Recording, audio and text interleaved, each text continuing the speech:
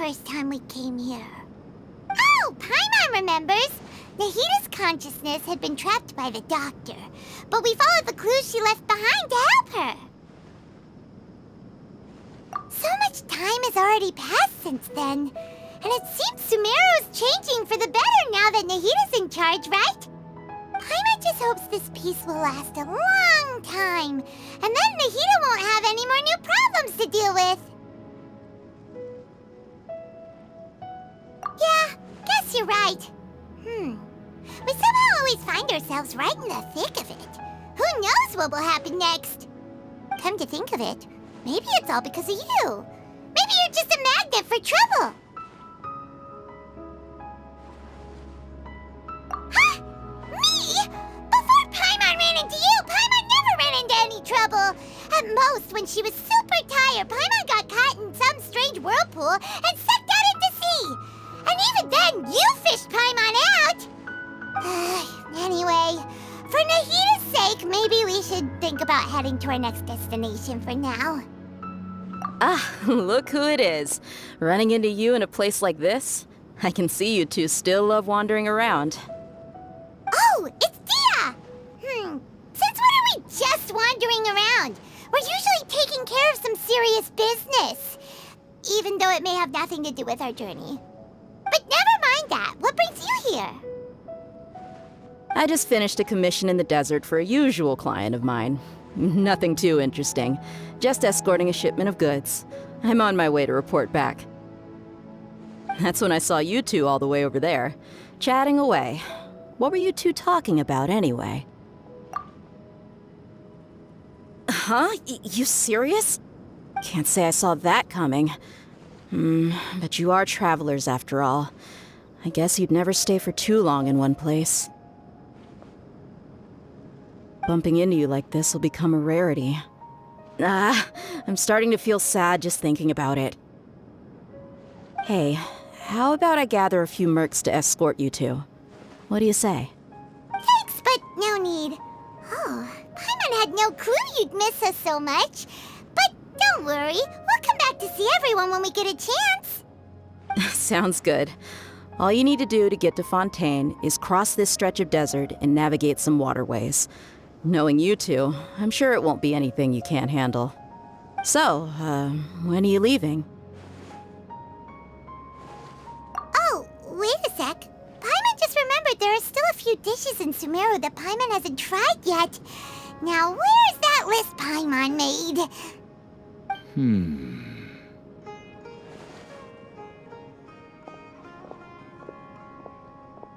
I see.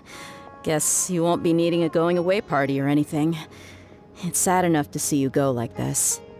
Though, now that I think about it, Sumeru wouldn't be what it is today without you. Seems true heroes always prefer leaving quietly.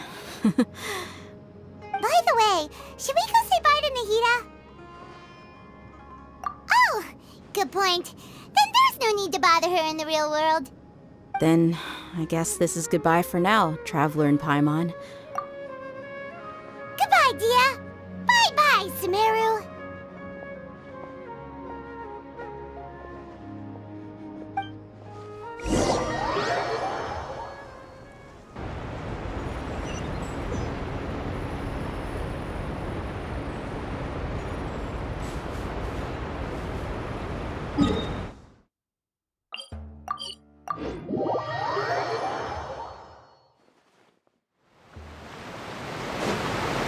Rises.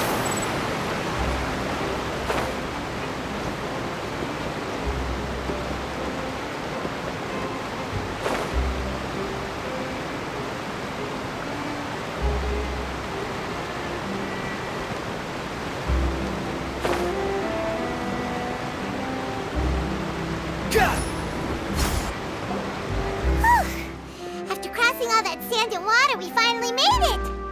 Oh, this must be Fontaine's port! Wow! Everything looks so advanced in Fontaine! Paimon's heard that the industry here is extremely developed, and there are all kinds of unusual machines! Just seeing the sights as a tourist is nice, but maybe it would be better if we found something to do. What do you think? Good idea! Nahida gave us loads of useful information. Seeking out the Seven is probably still our best source for information at this point. Yeah, the more we can learn, the better. So, what do you think the Hydro Archon's like? Will we get along? Nahida said that she has a very unique personality, whatever that means. To learn about a nation's god, start with the nation's people. There seems to be some locals talking over there. Let's go see if we can join the party.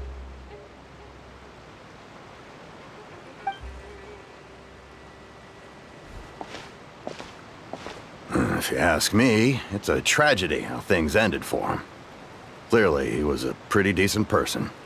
Yeah, I didn't expect that kind of ending for him. I thought he would at least fight on a little longer for his family. I was expecting a sudden plot twist, but it's a pity that it never happened.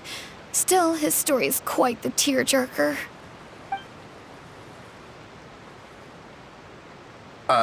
Excuse me. Can I help you two? I couldn't help but notice you standing here listening. Hi. We're travelers new to Fontaine, and we had something we wanted to ask, but you seem to be really busy talking about some kind of play, so we didn't want to interrupt. Play? Oh, no. We're talking about something that really happened.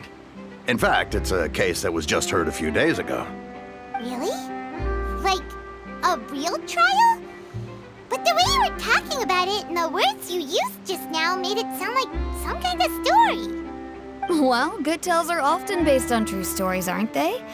And what you see in reality may also be someone deliberately putting on an act while harboring ulterior motives. Whether something is true or not simply isn't that important. The main thing is whether the story being acted out on the stage is splendid enough. Oh, but it looks like you're not from around here. You probably don't know that the Fontaine Court of Justice is called the Opera Epiclese, or more commonly known as just the Opera House. But, shouldn't court cases be treated a little more seriously than that? Not to question Fontaine's way of doing things. It's just that putting someone on trial is usually a very serious thing. No worries. Other visitors to Fontaine have wondered the same thing. You could say that we just don't want to waste the moving stories behind those cases.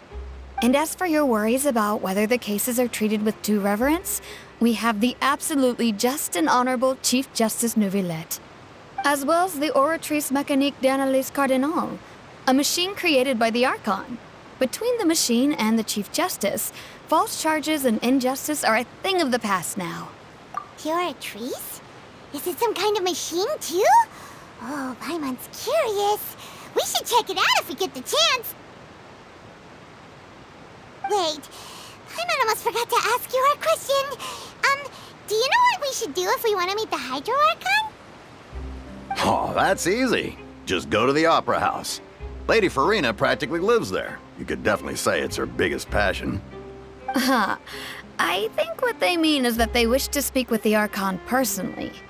In that case, I'm afraid it's going to be a tad more difficult. You'll have to make an appointment well in advance, and it'll depend on whether or not she has any time slots available. Huh. Is the Hydro Archon super busy taking care of official stuff? Wait, didn't you say that she's always at the Opera House? No. Lady Furina seldom takes an interest with the nation's affairs. The reason it's difficult to make an appointment is simply because she's incredibly popular. That's right. After all, she is the Archon. Though she may tend to get a little dramatic from time to time, people can't get enough of her. Huh. First time Paimon's ever heard of an Archon being described that way before. Wait! Paimon gets now!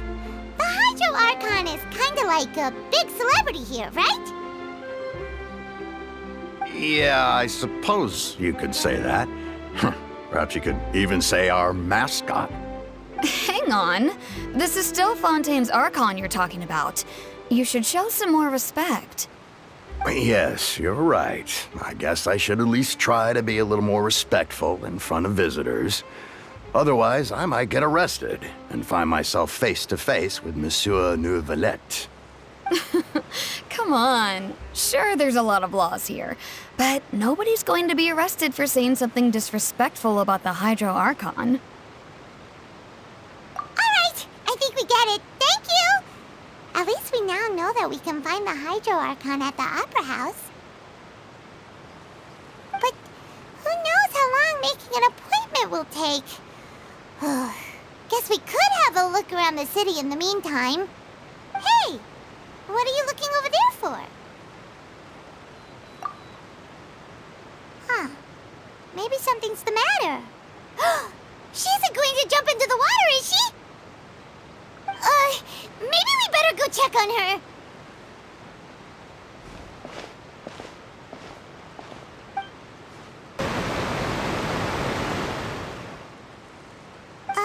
Hello there.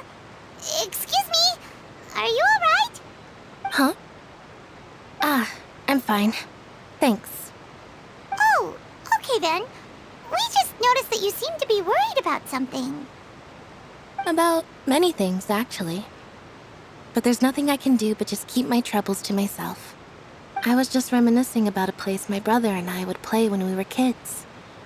It was just atop that hill over there. See? You're pointing at the sea. Wait, are you saying that you and your brother lived in the water? Though people call the waters around Fontaine a sea, it's actually just an inland lake that's filled with fresh water. And though I can still see that hill clearly in my memories, now it's been completely submerged. He would skip and jump, tossing sand in the wind. The sun shone brightly, and the air was filled with the scent of the sea. But now, the water is gradually swallowing our memories. It won't be long before it swallows us. Sorry. Paimon doesn't really get what you mean. I don't believe we've had the pleasure of meeting. Are you Lynette's new friends? Oh, and you are? Thanks for looking after my sister. She often comes here to reminisce about our childhood, that's all. There's no need for any concern. Allow me to introduce myself. I'm Lyney, and this is my sister Lynette. If I had to guess, I'd say you must be travelers from abroad. Nice to meet you. Paimon is Paimon, and this is the Traveler. We just arrived in Fontaine. We were just talking with your sister. Even though we didn't really get what she was saying. I see. It's unusual for Lynette to be so willing to talk with anyone. In fact, she seldom speaks at all. I'm usually the only one she ever talks to. Oh, really? Then you two are just like us. Paimon's always the one talking for some reason.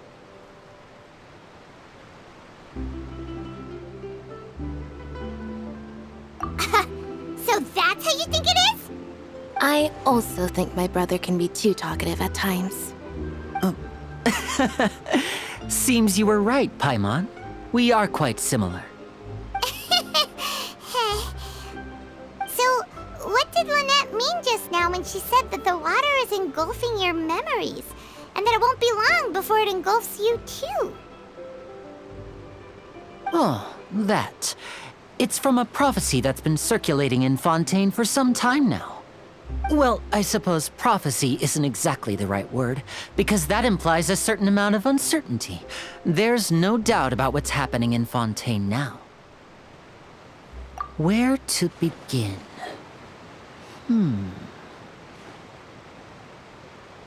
Let's put that question on hold for a moment. We still haven't formally greeted each other yet, have we? Did all the introductions earlier not count? Hello, Traveler.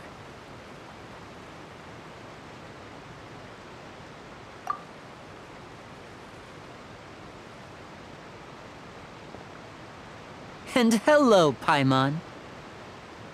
Hey! Why didn't Paimon get a handshake? You're not poking fun at Paimon, are you? Please, don't take offense. Just consider it a sort of etiquette we have here in Fontaine when making new friends. You should remember it. It might prove useful. Oh, all right then. Well, Paimon's just happy to have a local friend now.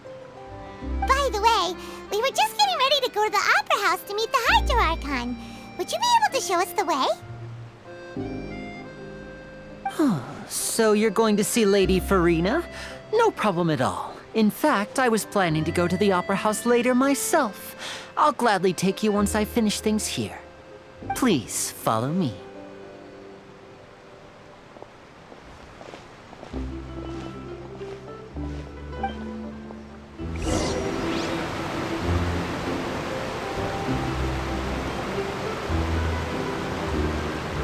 Squall Fury!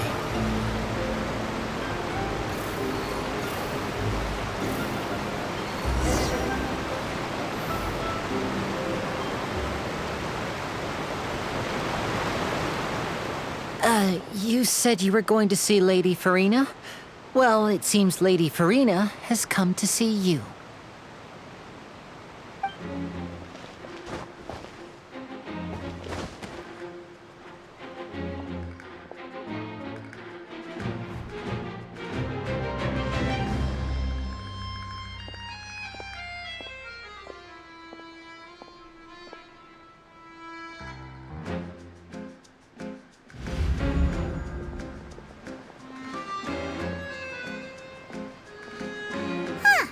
So, she's the Hydro Archon?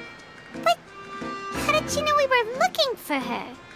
My dear people, rich and poor, those with cup in hand and those with nothing at all, raise your glasses in celebration! If you don't have one, then just raise your hand in lieu.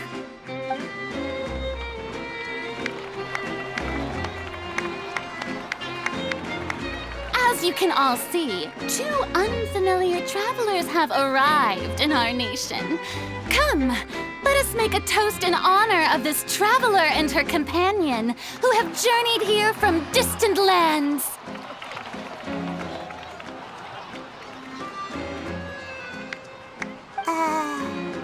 Is she talking about us?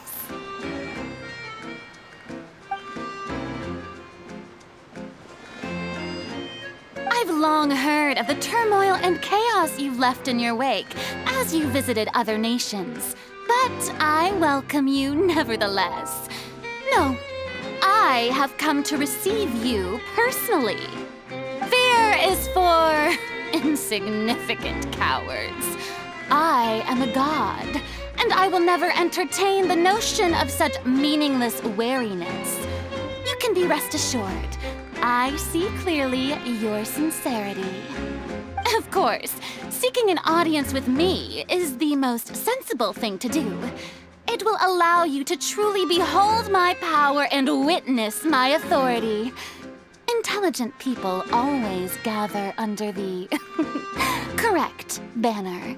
I, Focalor, hereby welcome you to the nation of Hydro and acknowledge the value and significance of your trip. Now, you may rejoice in this. Yeah, Paimon still can't believe it. Feels like we've only been here for a few minutes. But the Hydro Archon's entrance was, how should Paimon describe it? A little over the top? Miss Hydro Archon? How did you know we were coming? I see. As Outlanders, you inevitably lack even some of the most basic understanding. Don't forget that even the gods can be divided into the mediocre and the excellent. I suppose it's only natural for you to be awestruck by my abilities. You had best stop and consider. Do you really have the noble qualities and etiquette necessary to communicate with a god? All it takes is a flick of my finger for me to know everything about you. Whoa, talk about sounding high and mighty. Oh? What's with these looks? Perhaps the welcoming ceremony still isn't enough? What else should I say then? Is she waiting for us to start talking? Wow, I didn't expect to see Lady Furina here. What a surprise! Wait, does this mean they're the legendary blonde traveler? How did I not notice before? Hey, what's all the commotion? Oh, is that Lady Furina? Is there some kind of drama going on? Of course. That's the blonde traveler, the one all those stories are about. Lady Furina came here to personally see her. Oh, I bet this is going to be the duel of the century. Ooh, I've got to see this. I knew Lady Furina would never disappoint. Yes, but don't get too excited now. My dear believers and spectators alike tend to get quite rowdy, and despite the noise, I've come to tolerate all their ruckus.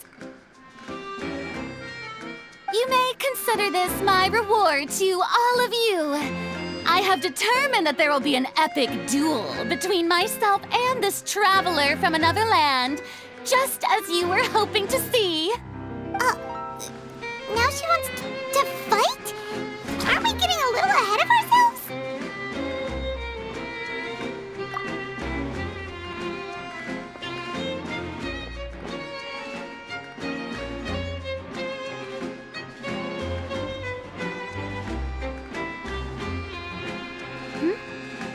Are you not afraid? Might I remind you that this is a duel against the divine? What are you trying to do, traveler? Provoking a god in front of her people? Stand down, Clorend. I admire her bravery. Few have the courage to draw their sword against a god. She is obviously a true warrior. Unfortunately, people nowadays only crave to be thrilled, and a mere duel will not slake their thirst for excitement. Huh. Yeah, she's right. Just a duel wouldn't be all that interesting. On Araneus, criminals are always requesting duels to defend their honor. They're getting a bit old, to tell the truth. You see. Then, as the god of justice, I shall face this traveler in another kind of duel.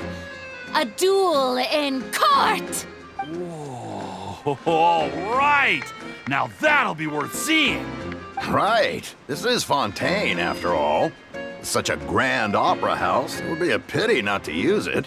Why do you care so much about the crowd's reactions? Seems you've spent a little too much time in the opera house.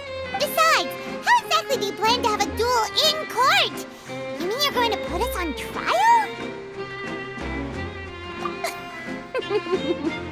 Oh, we have reason to put you on trial.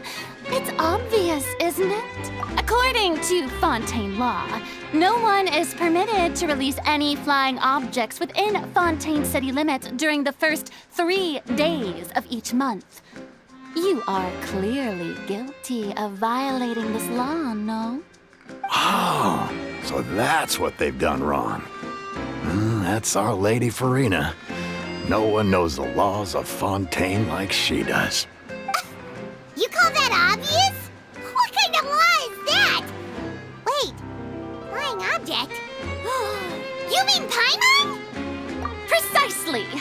Now, if you two have no objections, then in the name of the Hydro Archon, I order your arrest. My apologies, Lady Furina. I don't mean to spoil the fun, but if you would allow me to interject, I don't think that Paimon here meets the definition of a flying object. You tell her, Lyney! Finally someone who's not crazy. How could anyone call Paimon a flying object? Ah, great magician Lyney, my beloved citizen. I'll permit you to object, but how exactly do you plan to prove your claim? As a magician who just rained on your parade, I naturally should shoulder the responsibility of saving the show. So, with such an audience gathered here, allow me to perform a trick for everyone.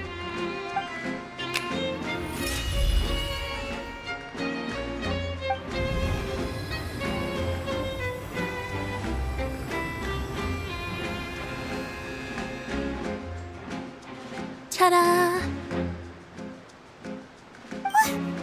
What's that on Paimon's back?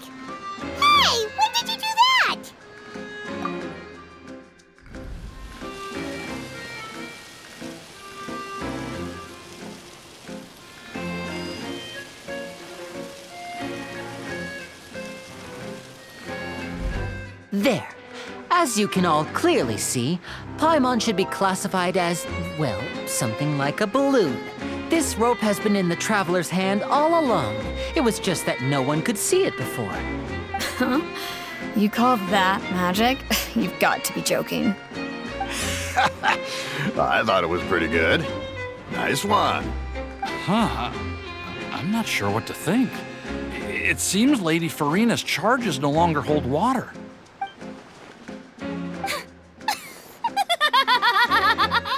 Amusing. Very amusing, Lyney. Just the sort of unexpected twist that I enjoy. With you here, today's performance can finally be called complete. Performance? You see all this as a performance? In which case, consider the matter of your trial resolved. The god of justice will not bring charges against an innocent person. But when there are valid grounds, I will not only judge travelers from abroad, but even the gods of other lands. I look forward to seeing your upcoming performance at the Opera House, Mr. Lyney and Miss Lynette. That's enough for now. Toodaloo!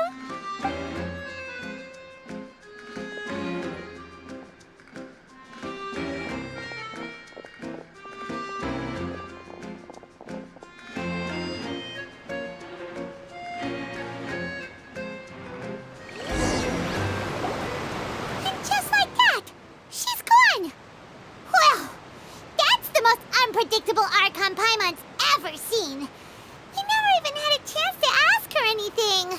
But that's a problem for future Paimon. That whole scene just now was really... Don't mention it. I just happened to remember that there was such a law, so I did a little preparation, just in case. I didn't think it would actually come in handy. So, now do you see what kind of god Lady Furina is? She can be a bit confusing at times, but she is still amenable to reason. Anyway, Paimon had no idea you were a magician, Lyney. It sounded like you'll be performing at the Opera House, right? I just know a few simple tricks I use to make a living. Lynette is my assistant. It will actually be my first time performing on the most prestigious stage in Fontaine, the Opera House. But isn't the Opera House where criminal trials are held in Fontaine? When there are no public trials being held, the Opera House hosts a variety of other performances. To the people of Fontaine, the line between a trial and a performance can be a little blurred. And speaking of performances, I would be remiss to forego this opportunity gifted by fate. Might I invite the two of you to see my performance? My brother's always excited to make new friends. Oh, sure. We don't really have anything to do now, and we wanted to go to the Opera House anyway. Splendid. In that case, why don't we go together? I'll show you the way. I just have something to take care of first. Oh, you really mean it? Then I'll take you up on your offer. This is a magical item known as a magic pocket. Perhaps you can help me distribute them to the people here. Huh? What are they going to use it for? About that... You asked me before about the prophecy, right? Let me start by telling you a little more about what it entails. I'm not sure exactly when it began, but a prophecy has been circulating around Fontaine. It says that every person in Fontaine is born with sin. No matter how the nation of justice holds trial after trial, this sin cannot be absolved. Until one day, the water levels in Fontaine will rise, and the sinful people will slowly be drowned. In the end, the people will all be dissolved into the waters, and only the Hydro Archon will remain, weeping on her throne. Only then will the sins of the people of Fontaine be washed away. That sounds pretty gloomy. Why are people in Fontaine born with sin? What is that supposed to mean? There are lots of guesses. Some say that the ancestors of Fontaine stole the power of the seas and stirred its wrath. Others say that the people of Fontaine never heeded the first Hydro Archon's warnings and offended Celestia. But here in Fontaine, evidence is what matters. There hasn't been concrete evidence for any of these claims, so they can only be regarded as conjecture. If even the people in Fontaine don't know what sin they committed, wouldn't it be better just to ignore the prophecy completely? Why bother feeling guilty all the time? That's exactly what the people did at first. But in the last few years, the water levels in Fontaine have actually started rising. Many places have already been completely submerged, and now lie beneath the sea. Many people carry on with their lives as before and shrug it off as a natural phenomenon. But my family and I think that the people of Fontaine shouldn't ignore the possibility, which would end up sentencing them to death. We hope that at least the people who reside near the waterfront can move away before it's too late. So, we've started distributing magic pockets to them. As a magical item, these magic pockets have astonishing capacity. I'm sure they will come in handy when people are moving their belongings. Oh, Paimon gets it! It's like preparing for a rainy day! But this is more than a bit of rain. Perhaps only absolute power could ever contend with such a catastrophe. But who knows? We're just tiny specks in the grand scheme of things. Now, if you'd like to help, then please give these magic pockets to anyone nearby. Be sure to convince them to take it, regardless of what they say.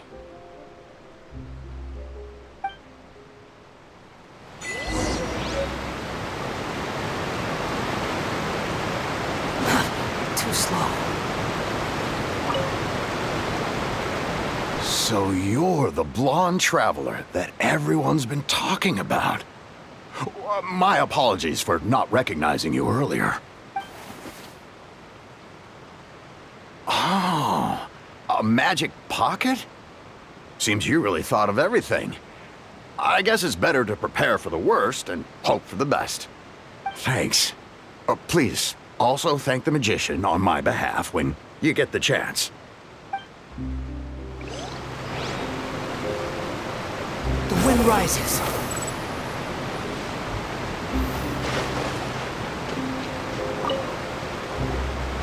Huh? I don't want that thing. Way I see it, if the prophecy's true, it's still gonna be a long time before the water can cover everything. Life is all about living in the moment. What use is there in worrying about the future all the time? We'll cross that bridge when we get to it. You should still take it. You never know when it'll come in handy. Oh, all right, fine. Thanks. It's just that if I start moving, that means I've already given up on the life I have now. I'd really rather not.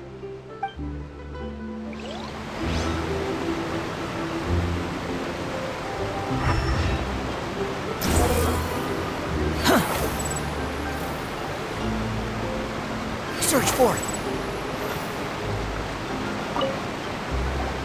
What's this? So you also believe in the prophecy. Keep it. I won't have any use for it. What? You mean you don't believe in the prophecy? No, I believe in the prophecy. But I also believe in another story. The story says that people once lived in the ocean. They were one with the ocean and couldn't live apart from it. But as time wore on, people desired to live on land and developed blood vessels, encapsulating the sea within their bodies. Thus could people set foot on land. So, if you ask me, when the water rises and takes us all, it'll be like we're going home. Oh, we hadn't heard that one before. But people can't live underwater. They'll die. You should probably still take it. All right, I'll take it. I guess I just feel that being dissolved into the water doesn't necessarily mean death.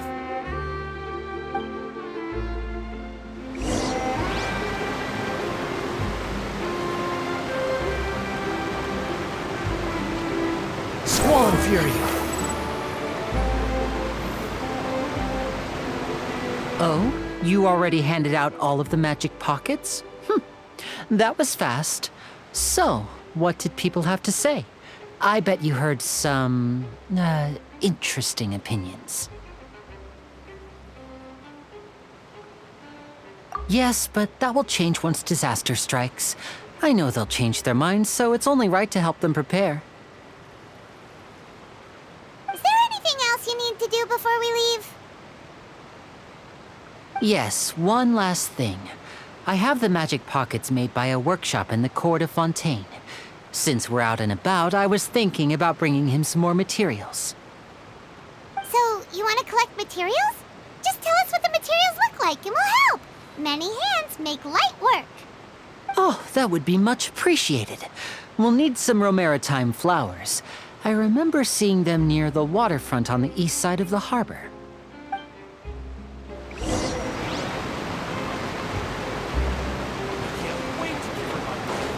Behold!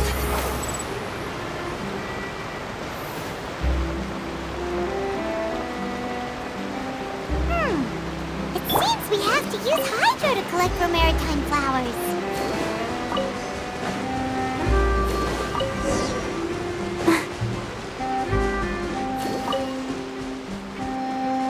The wind rises.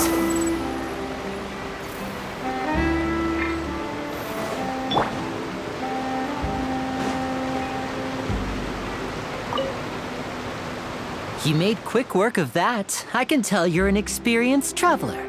I've also finished collecting a few here. Maybe next time you'll feel like helping too, Lynette. No way. I'm in power-saving mode today. Otherwise, I fear I may not have any energy left for the performance at the Opera House. Fine. Though the performance is still a long way off. Now that we're finished here, we should get ready to head back to the court of Fontaine. So, we're going to the court of Fontaine before we head to the Opera House? Good. Paimon wants a tour of Fontaine's largest city and try...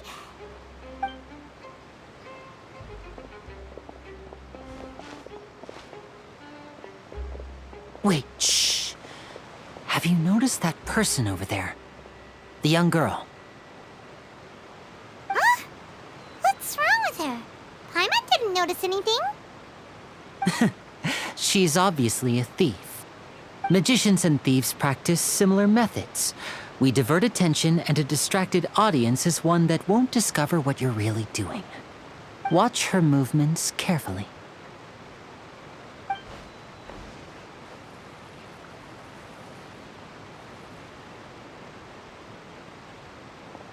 Oh, he's right! Shh, keep your voice down. We need to think of a way to catch her, but it seems she's very alert. Perhaps we should split up. You two can ride the lift over there and wait up top. I bet that'll be her escape route if she tries to run. All right, let's go.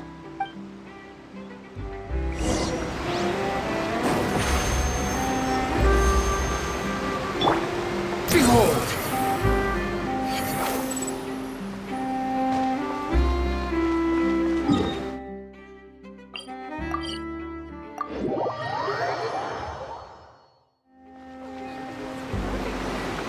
This is the spot where Lyney wanted us to wait. Oh, look! Isn't that her?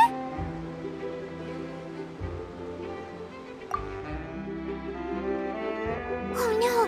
Did she notice us? She started running the other direction! What should we do? Should we chase her?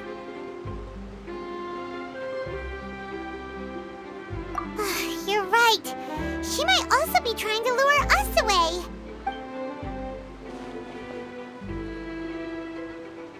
Nothing's happened for a while now. Paimon wonders if Lyney caught the thief. Yeah, let's go.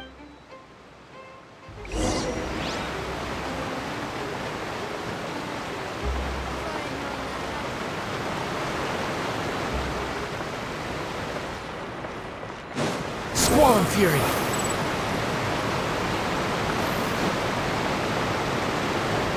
Are Are you sure that's all she took? You should check to make sure you're not missing anything else. No, that was all. Oh, I can't thank you enough. I didn't notice a thing earlier. Anyway, I should be going now.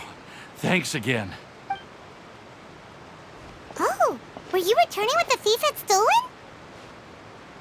That's right. Pity I wasn't able to catch her. She distracted me by dropping the thing she stole on the ground.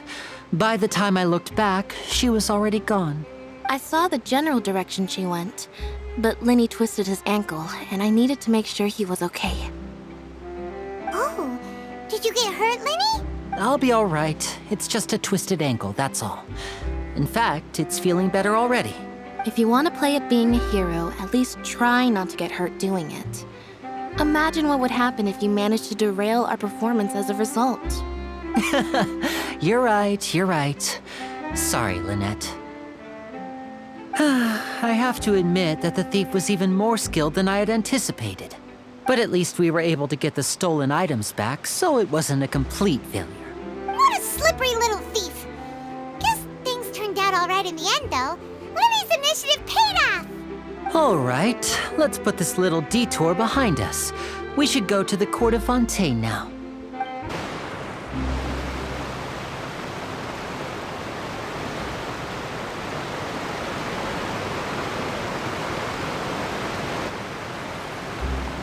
So, we ride this thing to go into the city? What an ingenious way to get around. People in Fontaine really know how to use water. This is an Aquabus. It allows people to travel between several key locations around Fontaine. It's pretty convenient, but the ride can become a little dull after a while. The scenery is always the same. That's why it's better to travel with friends. So you mean it's still boring even when I'm riding with you? No, that's not what I meant. It's just that, well, you don't really talk that much.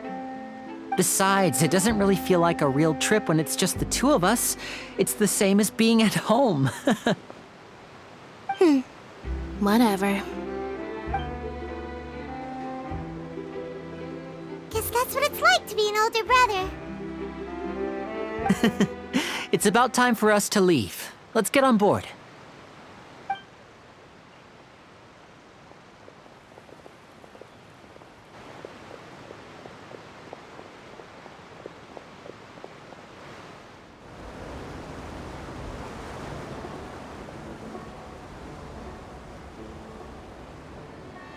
Huh?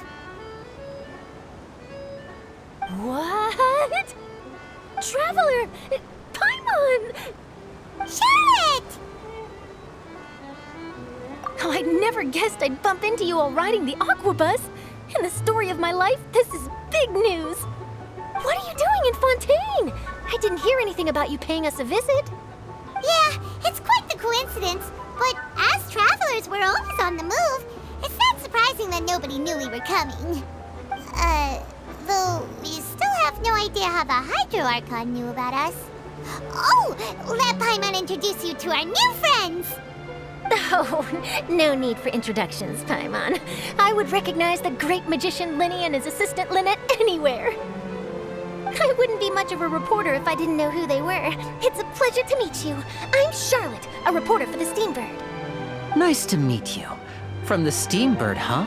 We've often relied on your paper to promote our performances. It's an honor to meet you. Now that everyone knows each other, Fontaine suddenly doesn't feel like such an unfamiliar place. So, what have you been up to lately, Charlotte? Any big news? Not too much. When there isn't any breaking news, I mainly cover the trials at the Opera House. You can still manage to keep readers' attention as long as you tell things from a clever enough angle, even if it's the same old topics. For example, reporting on how a scammer once deceived vulnerable girls into relationships, or how a financial criminal was once so poor that they ate a single piece of bread for 5 days. Ah, you're right. Seems you know me pretty well. What I'm really after is exclusive, sensational news pieces that could shake the country. These smaller stories are a waste of my talents. Oh, I just remembered. I've been following a case lately. Well, a series of cases, actually. You mean the serial disappearances of young women case? That's right! These stories are the talk of the town right now, and it's probably the most mysterious case we've ever seen. If I'm the first with a draft ready to publish when the case is finally cracked, and it's the headline story in the Steambird, oh, when that happens, I bet all the other reporters will shed tears of envy. I've already gathered all kinds of materials. I just can't wait for the truth to be revealed. So, what is the serial disappearances of young women case? You mean the culprit hasn't been found? That's right. The first missing girl case happened almost 20 years ago. And ever since, after a period of time, another girl disappears. What the cases have in common is that the girls are all of a similar age, and that they've all vanished without a trace. But the scariest part is that to this day, none of the girls have ever been found. Many suspects have been arrested over the years in connection with this case, but shortly after each arrest, another disappearance would always happen. Yes, it's possible. But either way, I believe that every case has some precise truth behind it, waiting to be exposed. Yes, I agree. And at the very least, the family of those missing girls deserves some sort of explanation. I just imagined for a second what I would do if Lynette were to suddenly disappear. I'd pay any price to get her back, and then find a way to track down the culprit. Please don't imagine that, Lyney.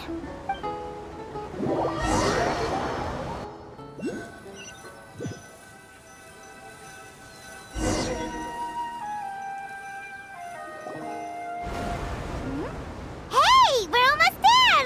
Look!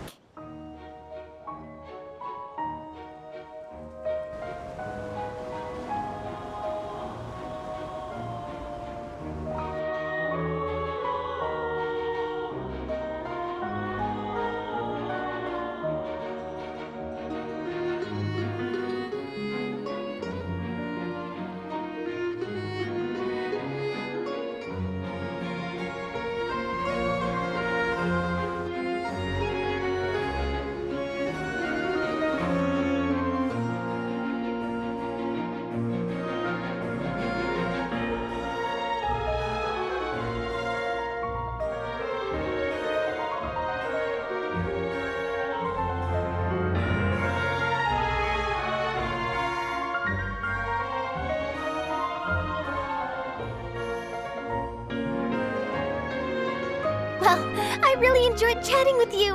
Life should be full of pleasant little surprises like this. Yeah, us as well. The ride went by too quickly. I have an interview to get to. I should get going before I'm late. Okay, Hyman hopes we can chat again soon, Charlotte.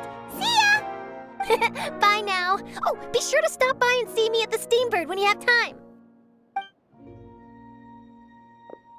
What a tough job.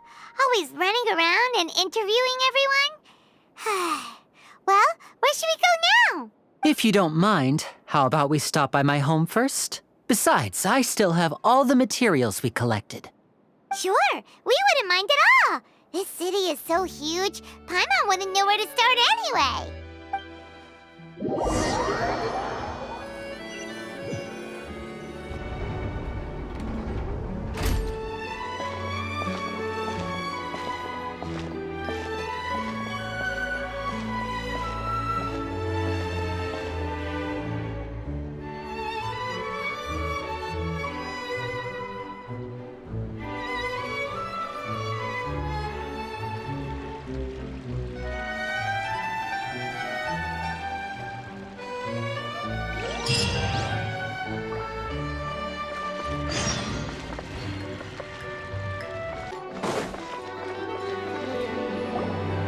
This is our current abode.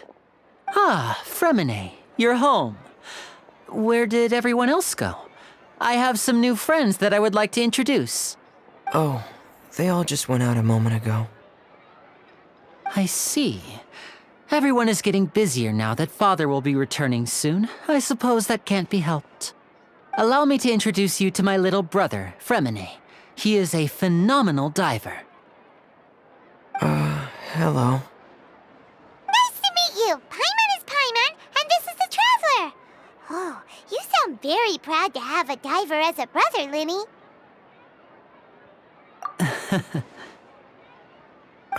Lyney, could you come here for a moment? What is it, Fremine? Do you have something to tell me?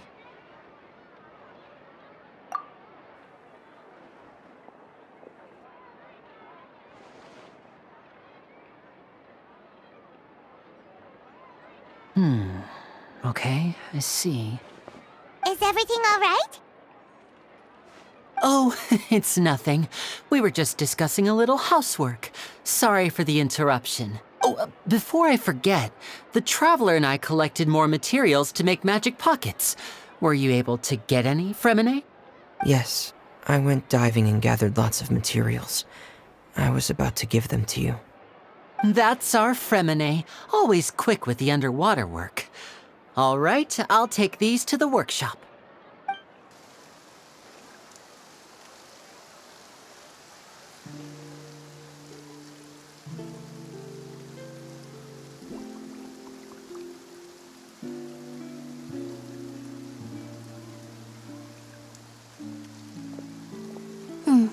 Looks like rain. Oh, you're right. But wasn't it clear and sunny just a moment ago? Fontaine's weather sure is weird. I'm afraid that's just how it is here. It often rains on days where there are trials being held in the Opera House, but don't worry, it'll clear up soon enough. What's wrong, Fremine? There's a legend about the rain that I tend to believe. It's said that a dragon of water once resided in Fontaine. Though we don't know where the dragon went, every time it weeps, the skies will cloud up and pour out rain. When I was a child, my mother told me that if I wanted to go outside and play, I should yell toward the sky at the top of my lungs. Hydro Dragon! Hydro Dragon! Don't cry! If it's an elemental dragon, then having the power to make it rain wouldn't be very unusual. Let Paimon try something. Hydro Dragon, don't cry!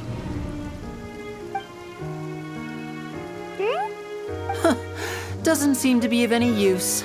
It is just a legend after all. You know, you might be a more popular magician if you understood the concept of romanticism. Or could at least play along. Sorry, it might be because we've never met the Hydro Dragon. Perhaps it can't be comforted by the words of strangers.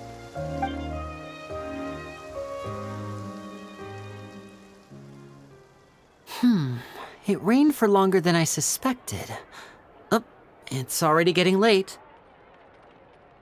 Was there something you needed to do, Lyney?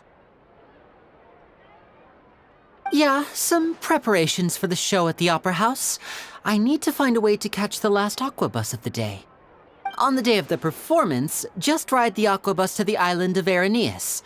I'll have Lynette meet you at the fountain in front of the Opera House. Oh, are you leaving now?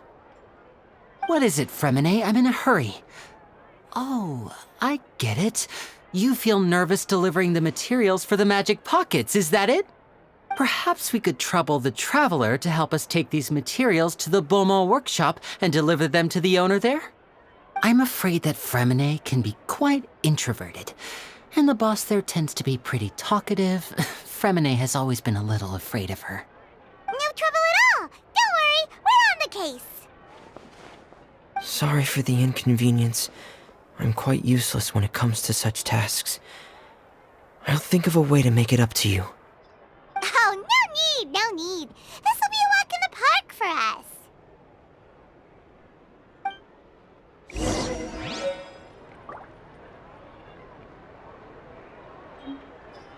Thanks again, you two. I really can't deal with that lady.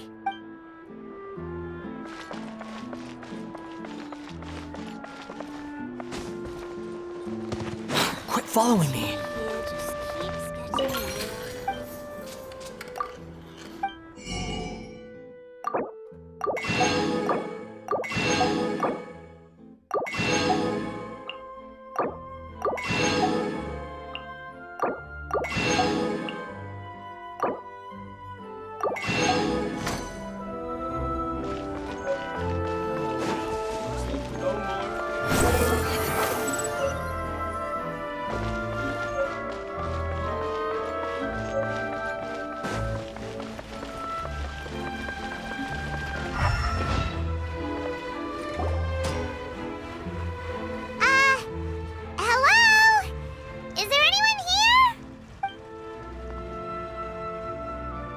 hello there. New customers? Looking to buy, or do you need something made? Or perhaps you're just looking for a chat with me. Oh no, we're just here to deliver some materials. Here they are. They're for making...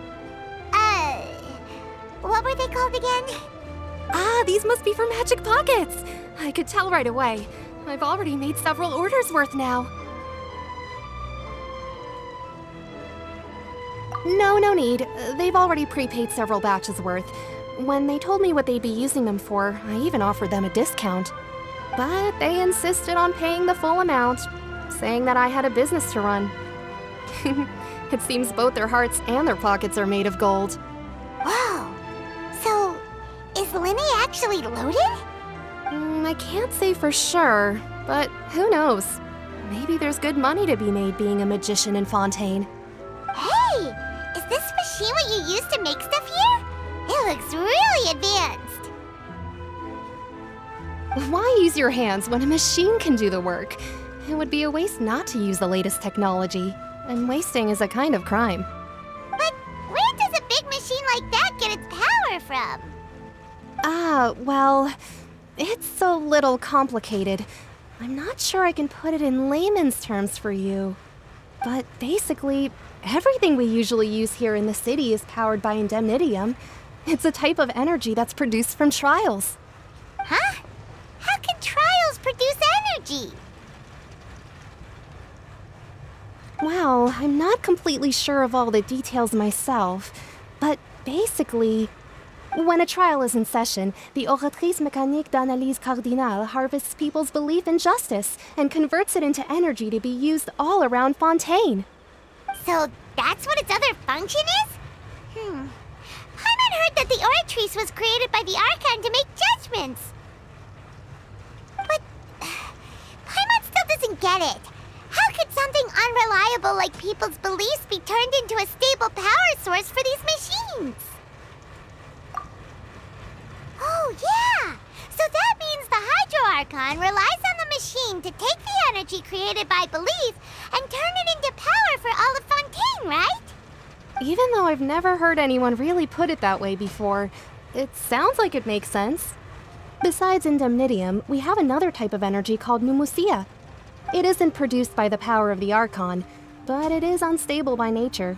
Even now, it still cannot be widely used by civilians. I thought I'd find you hard at work, but here you are chatting the day away. Since you're already talking, I'm sure you wouldn't mind a few words with me. You again?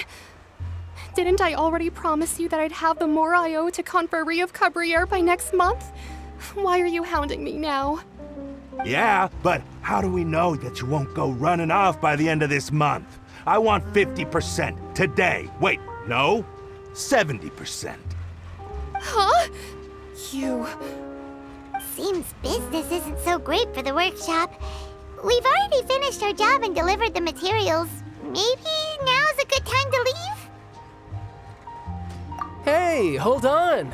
Before you go around trying to collect payments, why don't you settle your own debts first? If Confrérie of Cabriere wants to poach clients from Northland Bank, that's fine. But I'm afraid you still owe the bank a hefty sum of mora. So why don't we work things out between us first, before you get back to your little conversation here? You're from Northland Bank. But we said we'll pay everything we owe next month. Why are you hounding me now? Traveler, Paimon! I didn't think I'd run into you here in Fontaine. What are the chances? We're surprised to see you too! What are you doing here in Fontaine? You didn't want to stay in Snezhnaya? Long story short, I've already been in Fontaine for some time now, and honestly, things have been pretty boring. But it seems that fate brought our paths together today. Not only will I have some good friends here now, but ones who always seem to find trouble. Either way you look at it, it seems things are going to get a lot more interesting now. Pretty sure we'd want to avoid anything that you'd find interesting. Besides, our trip here has gone pretty well so far, right, Traveler? Hey, you, Northland Bank boy. Aren't you forgetting something? Don't interrupt. It's not often I run into the Traveler like this. Why don't you wait for me over there for a while? You kidding? Aren't you the one looking for us? You really expect us to sit and twiddle our thumbs while you catch up with your friends? Listen to me, boy. If you want your Mora, fine. Why don't you come and take it? Hey, I just said not to interrupt. Oh, by the way, Traveler, the last time I took Tonya and Tusser ice fishing, Tusser said, "Hey! That's way over the line! All right, boys, let's see who has to pay up now!" Can you at least let me finish one sentence? Fine. Though the bank told me not to get rough with our clients. You're the ones who started it. This is an act of self-defense. You two will have to be my witnesses, okay? I'm sure this won't take long.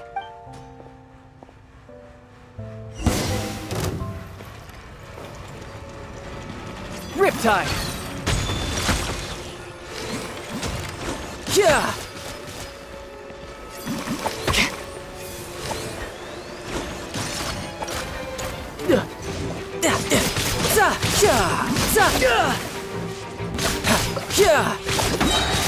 Brace yourself! This is gonna hurt!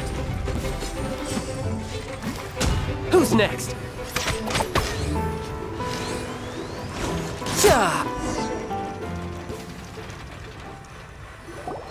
Oh, what's your deal, Brad? How are you so strong if you're just a staffer from Snezhnaya's Northland Bank? Wait, don't tell me you're... Oh, now you notice. It's a little late, don't you think? Just make sure you understand that you don't mess with Northland Bank. Got it?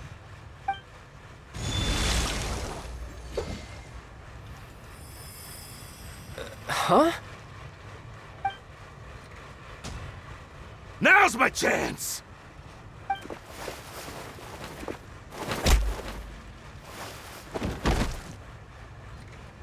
Huh. That was weird.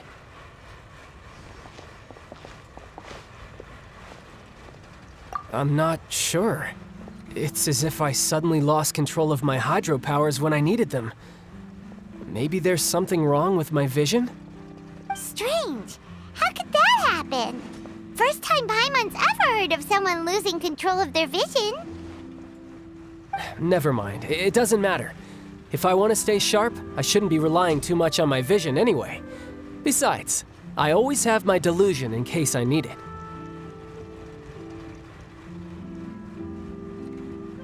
So what are you doing in Fontaine, child? I don't see its work for Northland Bank. Well, I guess it's because I've been in a bad mood lately. Huh? What kind of reason is that? Wait, since when do you feel down about anything? I don't know. Maybe I still have a lot to learn about myself. But recently, there seems to be some sort of restless power stirring inside of me. And I don't know why, but every now and then I feel like I'm in a terrible mood. Maybe you losing control of your vision just now is connected with that power you're feeling inside.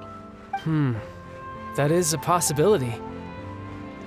I can't remember if I ever mentioned it before, but when I was 14, I fell into some unknown abyss.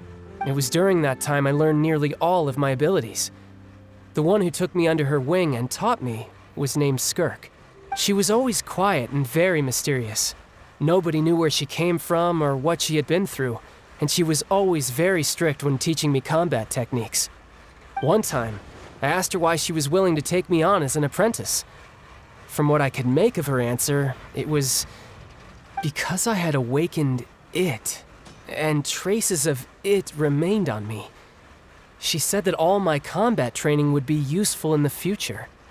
But what is it? What did you awaken? She never explained that, but my guess is that it's related to a dream I saw when I had just fallen into that abyss. In my dream, I was in the deepest depths of the sea, and the boundless seabed was all around me. But in front of me appeared a whale that was so massive, I felt like I couldn't breathe. A whale? Oh, that sounds familiar! When we fought against you before, you summoned a huge whale that seemed to leap at us. Is that the one? That's just an abstract form of a whale that I create using my elemental powers. It takes that shape because the scene I dreamt of the whale has always been stuck in my mind. I'll never forget it. So you used the whale as inspiration for one of your moves? Huh. Seems a little twisted to Paimon. So why don't you just go ask your master? Maybe she knows the answer. You make it sound so easy. Ever since the incident I experienced there, I've never stopped searching for Master Skirk and that unknown abyss. But it's been years now, and I've still found nothing. There isn't even a trace of the place where I remember falling into the abyss. Oh, it sounds like some kind of ghost story. Yeah, I'm out of leads at this point, but there's nothing more I can do. It seems that strange encounters in this world tend to be elusive like that. Oh, seems the time really flies when I'm talking with you. I just remembered I have somewhere else I need to be, so I should get going. What? More work for the Northland Bank? No, it's more of a personal appointment. Lately, I've been sparring with some of Fontaine's official champion duelists whenever I'm feeling bored. Official champion duelists? You mean it's their job to duel? Yep, in Fontaine, before a criminal goes to court, they're given one chance to defend their honor by requesting a duel with an official champion duelist. The champion duelists are all-powerful fighters selected from among the nation's best. And the duel itself is a no-holds-barred fight with no specified stopping point. So engaging in such a duel is regarded as a symbol of defending your honor. If a criminal manages to win the duel, they'll be acquitted. But if they lose, they'll have no choice but to stand trial. And the worst-case scenario is that you're simply killed in the duel. Though it's rumored that Fontaine has a death penalty, from what I can tell, no one has ever been officially sentenced to death. So really, the only people who opt to duel are those who have suffered a grave injustice in being accused, or those who greatly value their honor. Otherwise, why gamble with your life? So, do many people actually get out of their trials by winning the duel? Apparently, it's exceedingly rare for anyone to actually win. Fontaine probably enacted this system as a way to show that the nation respects the honor of its citizens. Besides, none of the champion duelists are to be trifled with, which is exactly why I was itching to face them as soon as I got to Fontaine. Apparently the one I'm meeting today, Clorinde, is the strongest of the champion duelists. I had been asking her for some time before she finally agreed to face me today. Well, that's child for ya. Paimon feels like we heard that name somewhere before. Clorinde. Oh, before I forget, I want you to have this. Huh? Your vision? You're seriously just giving it away? I'm just worried that it could become uncontrollable again. I'd be pretty upset if it got in the way of my duel, so I think I'll be better off without it for now. Besides, I just need you to hold on to it for a short while. I'll come retrieve it when I have some time later. Paimon knows what you're up to. You just want an excuse to come talk to us again, don't you? Whatever gave you that idea? I'll be in touch later. That sneaky guy. He said he's been feeling down lately, but he seemed the same as ever to Paimon. Well, seems we don't have much to do for now. We might as well walk around and see the city before Lyney's performance.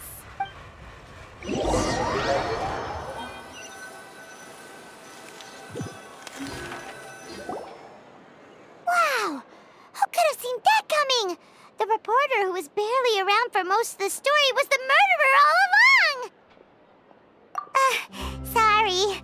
Paimon was just surprised, that's all. Paimon never saw that twist coming. The murder mystery novels here are amazing! The whodunits here in Fontaine are a lot different than the light novels you see from Yai Publishing House. Both have their merits, but Paimon thinks this style of novels are more, well, novel. It's so exciting to reach the moment when the mystery is uncovered, especially in the one Paimon was just reading. You should buy a copy and read it too. Oh, sorry about that. Paimon will be more careful next time. Hey, Shouldn't we be heading to the Opera House to see Lyney's performance soon?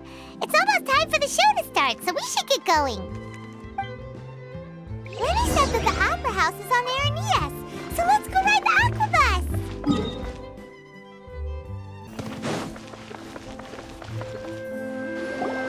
Whoa! Now this is fancy! The Opera Epiclese. What a place to hold a performance! No wonder Lyney and Lynette were looking forward to it. Huh. Looks like there's a lot of people standing around the fountain up ahead. Oh, Archon, please bless us with a bright and healthy child. We pray. I don't know why you always feel the need to ask so much. I'll be happy as long as our child is healthy and lives a peaceful life. I guess if they're our kid, then there's no doubt they'll turn out smart. Maybe this is one of the customs in Fontaine. There sure are a lot of couples here. Vache. What's wrong? Vache. Vache. No, Paimon didn't say anything. Are you hearing things? Welcome to the Fountain of Lucine. All the water flowing through Fontaine converges here. It's customary for newlyweds to come here and wish for children. Ah! Lynette! You scared Paimon!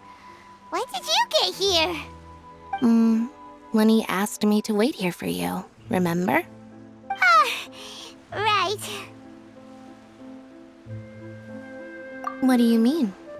There are a lot of people here right now.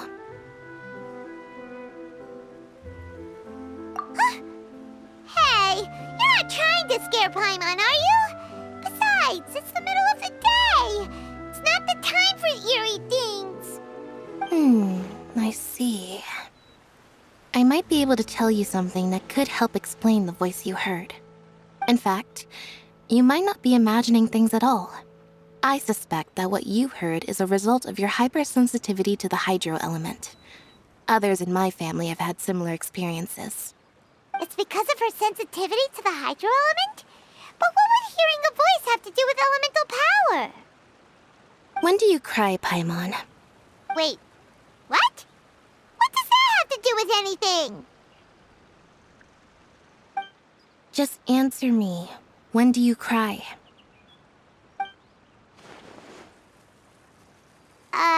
When Paimon's really sad?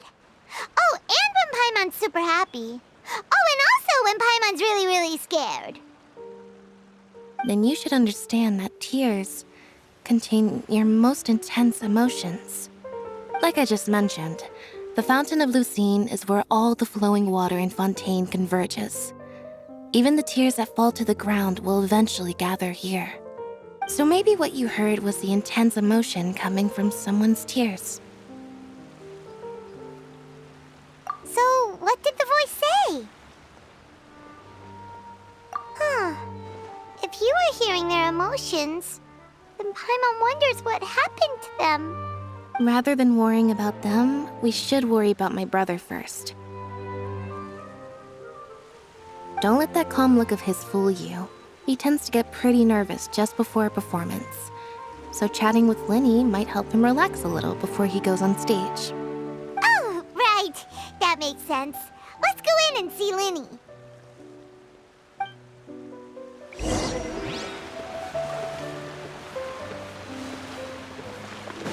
Behold!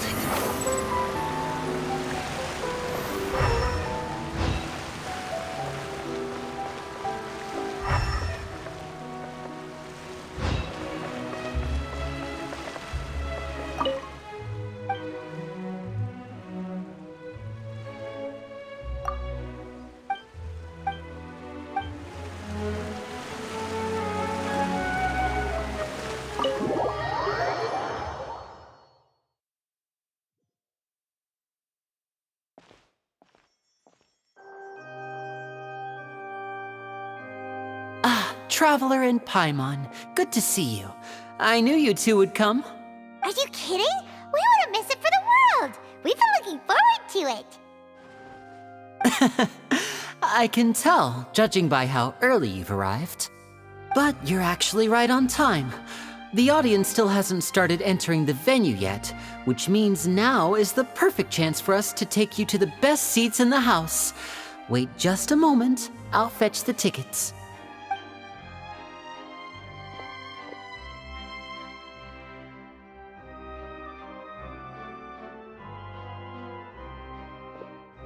The Opera House has assigned seating, so you always have to make reservations. I've already reserved your seats, and here are your tickets. Ooh, front row seats! Thanks, Lyney! Don't mention it. There's no need to keep thanking me. Hey, Lyney! Could you come over here and take a look at this? Oh, I'll be right there. Seems there's an issue with the stage props over there. That's Cal, my assistant, calling me. I'll go lend him a hand.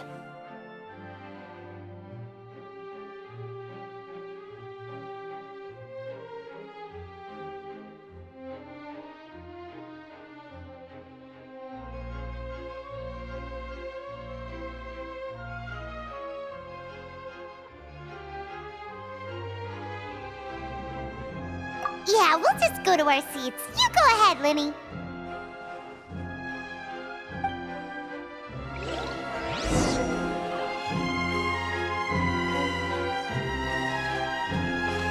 Quit following me. Too slow.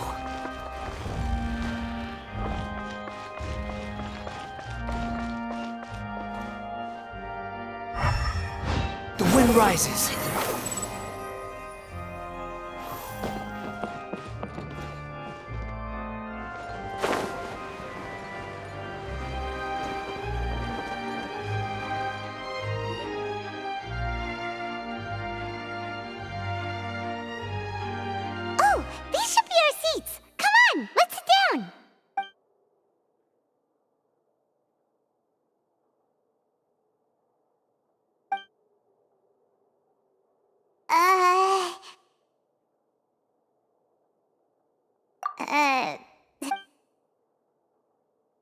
Hey, Traveler.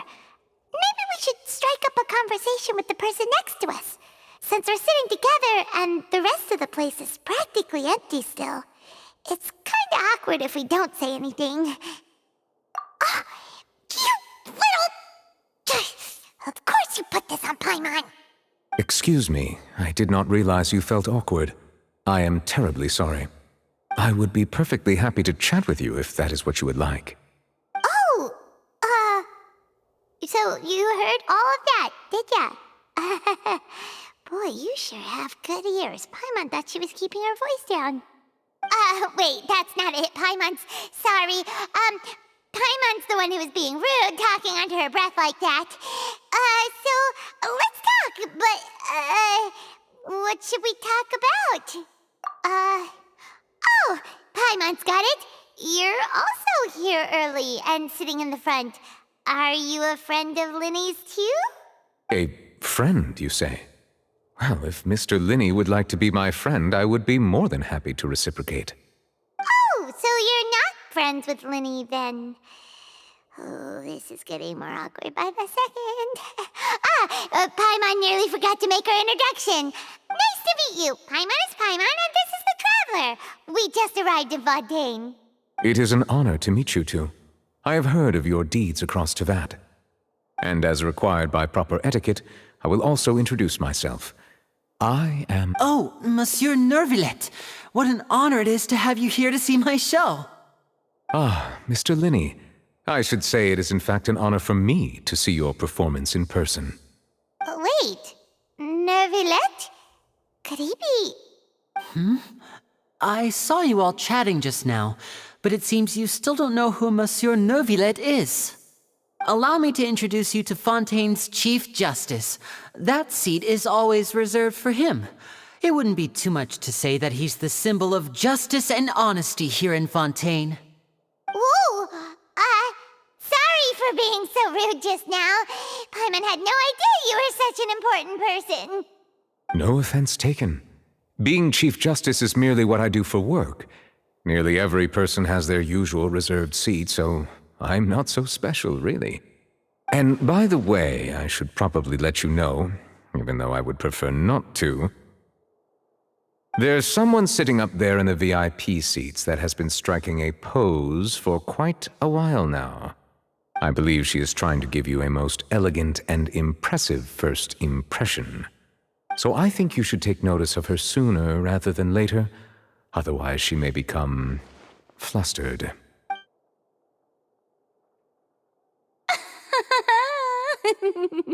Huh? Oh, it's Furina, the Hydro Archon. Huh. She sure has a smug and satisfied look on her face. Guess she has no idea that you saw right through her act. Very good. That is for the best. No need to pay her any more attention. We may now enjoy the show. Huh? So is this what things are like between the Chief Justice and the Hydro Archon? All right, please wait just a moment longer. I've pretty much finished my preparations, and the performance will start as soon as the audience has made their way to their seats. Yay! The show's finally about to start! Paimon can hardly wait! Paimon's never seen a real live magic show before!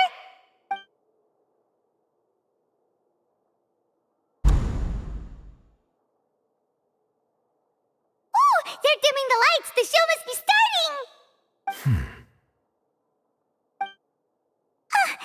Sorry. Paimon will try to stay quiet. Welcome, one and all, to the Opera Epiclese. I am the star of today's show, Lyney. And over here is my sister, Lynette, who will be working as my wonderful assistant.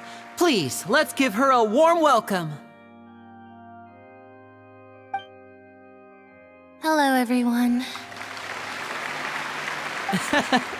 I know she may seem to be a little sleepy right now, but that's just a sign that she's nervous. Whatever. Now, some of you may be thinking, two vision holders who can freely manipulate elemental powers performing magic is not true magic at all. So, I would like to take a moment to assure you that elemental powers will have nothing to do with what you will witness on the stage today.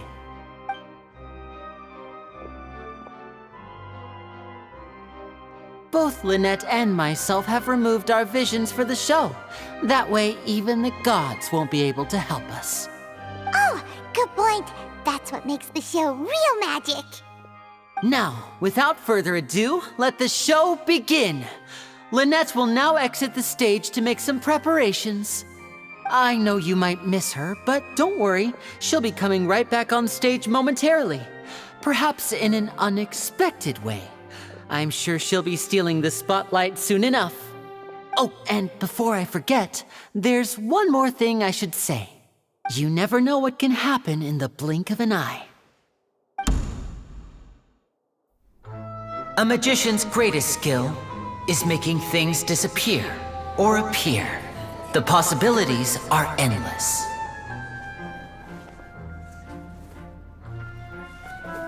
Huh?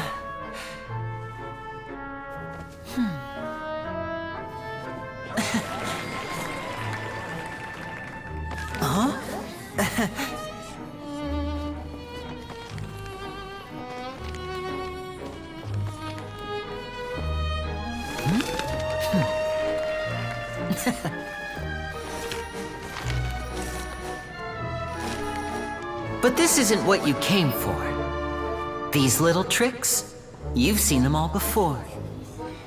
So it's time for something truly extraordinary, don't you think? This one's a little tricky.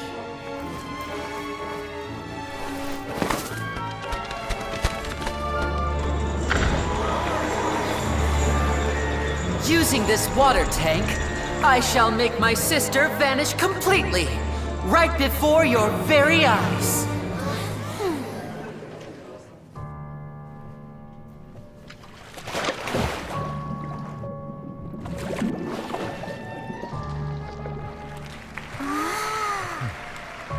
It's actually quite simple. She'll just turn into air bubbles and float right out of the top.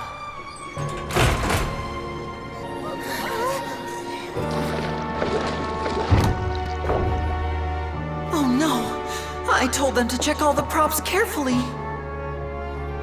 With the lid on, even air can't escape. An amateur magician would be getting very nervous right around now. Luckily, it's me on stage, so let me show you what a true virtuoso can do.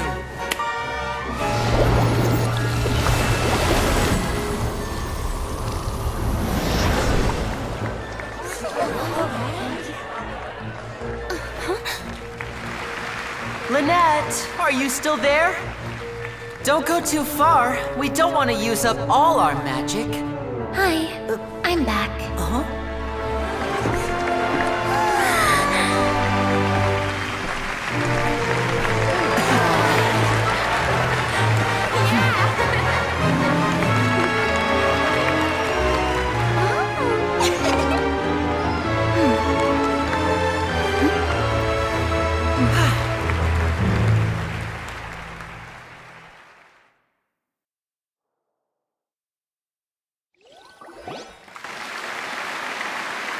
Whoa! What in the world just happened? How did he do that? Hyman didn't seem to do anything. Wasn't Lynette inside the water tank? How did she disappear and then reappear out of nowhere? If we could see easily through his tricks, then that would mean that his skills are still lacking. To appreciate magic, you should focus on the show happening on stage, rather than getting caught up in trying to see that which has been intentionally hidden. Guess you're right. Hyman couldn't believe her eyes when Lynette reappeared. Amazing! Thank you everyone. I'm glad you enjoyed that performance. But our magical journey has only just begun. I've prepared even more astonishing surprises for everyone here. The magic of transformation and disappearance can go far beyond what you've just seen. I'm sure many of you are thinking that escaping the water tank was impressive enough, but Lynette is still my assistant after all. In which case, I have ample time to make all necessary preparations. So, for my next trick, I will require the participation of one lucky audience member. Please, if my assistants could bring out the magical boxes now. There are 2 boxes and only 2 boxes. One is here, and one is there in the aisle among the audience. I'm sure many of our clever audience members have already guessed our next magic trick. A swap! Our lucky audience member and I will each enter a magic box. After 1 minute, we will each emerge from the opposite box. Now please, everyone pay very close attention to the box you see here. Don't give me any chance to make a move. Wow! How's he gonna do this? Hey, do you think this is all magic tricks, or does Lyney have actual superpowers? The lucky audience member will be generated by this random number selector. It selects numbers entirely at random. Even I don't know who will be chosen to participate. Now then, let's begin. Let me see. Oh, row 7, seat 3. Congratulations! You now have the chance to experience magic firsthand for an entire minute. Please, come forward. My assistant will take you beside the magic box. I'm sorry, it might be a little cramped inside, but no need to feel nervous. We've carefully arranged everything for you to be as comfortable as possible. You don't need to do anything, but no matter what strange things may happen, don't come out of the box. If the magic is interrupted, who knows where you might end up? You might even find yourself in the Fortress of Meropide. Oh, okay. All right. Before I enter the magic box, there is one more thing I need to ask the audience to do. Could you all give me a countdown? Like this. 60, 59, 58. Just keep counting down. You can go a little faster or slower if you like. I won't be able to see anything in the pitch-black box, so I'll be relying on your voices to know when time is up. Oh, and no tricks now. If you quickly count from 60 in just 30 seconds, then I'll be in a tough spot. Ooh! Paimon kinda wants to count faster after hearing him say that! No, that won't do. I can see it in your eyes. You still can't be trusted. Let's practice together. Come on, repeat after me. 60, 59, 58. 60, 59, 58! That's right, perfect. Keep it going. All right, I'll see you all on the other side once you've finished counting. 54, 53, 50. Why aren't you counting, Nervalette? I am counting in my head. I think things are exciting enough in here as it is. Merely a consequence of my identity and personality. Do not worry about me. Just enjoy the show. Oh, all right. You look so serious that Paimon thought you might be feeling uncomfortable or something. 40, 39, 38! Mr. Lyney, are you all right in there? Is everything ready? Yes, I'm fine. I'm just double-checking the direction of the magic. It would be a disaster if we get sent to the wrong places. For example, midair right above the audience. Even though he's saying that, Lyney doesn't seem nervous at all. Ah, what was that noise? Did you hear it too? Not sure. Anyway, it doesn't seem like anyone's worried about it. 25, 24, 23! What's wrong, Mr. Lyney? I can still hear you moving in there. I seem to have accidentally knocked over a decoration. I'm trying to fix it, but it's pitch black in here. I can't tell left from right. Never mind the decorations. There's no time for that. The show is what's important. No, that's unacceptable. I want my show to be perfect. Don't worry, we still have 20 seconds. Hear them. 19, 18, 17! It seems things aren't quite going as planned. I apologize, everyone. It feels like you're all starting to count faster, but that's all right. I know it can be tiring to do such a long countdown. 10 seconds and change is still plenty of time. 10! Almost there now. Whew. Swapping two people is harder work than you might think. Even a master magician like me can't guarantee I'll get it right the first time. Hey, wait! Is this the back one? I can't tell. They both look the same inside. Huh? No, that's not it. I'll try again. 7! Hey, slow down! Honestly! 5! 4! 3! Whoops! That doesn't count! 0!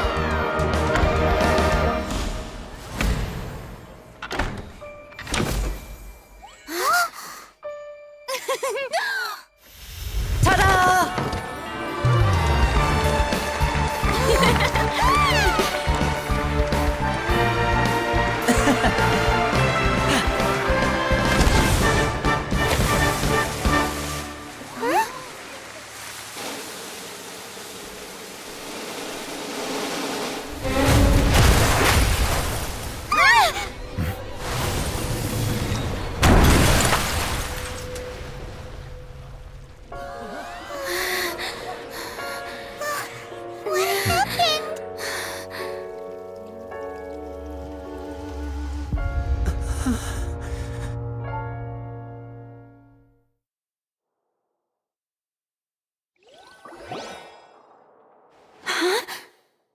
Is this part of the show?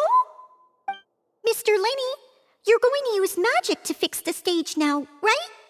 What happened? Oh no. Maybe this isn't part of the show. The girl was still in that box, right? This performance is over. Medical staff with me. Guards, secure the scene and detain all the performers. Seal the exits. No one is allowed in or out at this time. Yes, that's right. If this was just an accident, then we must investigate the cause. But if this was all part of some scheme, then those accountable will not escape the judgment of the God of Justice. No need to be alarmed, you two. We'll get to the bottom of this soon enough.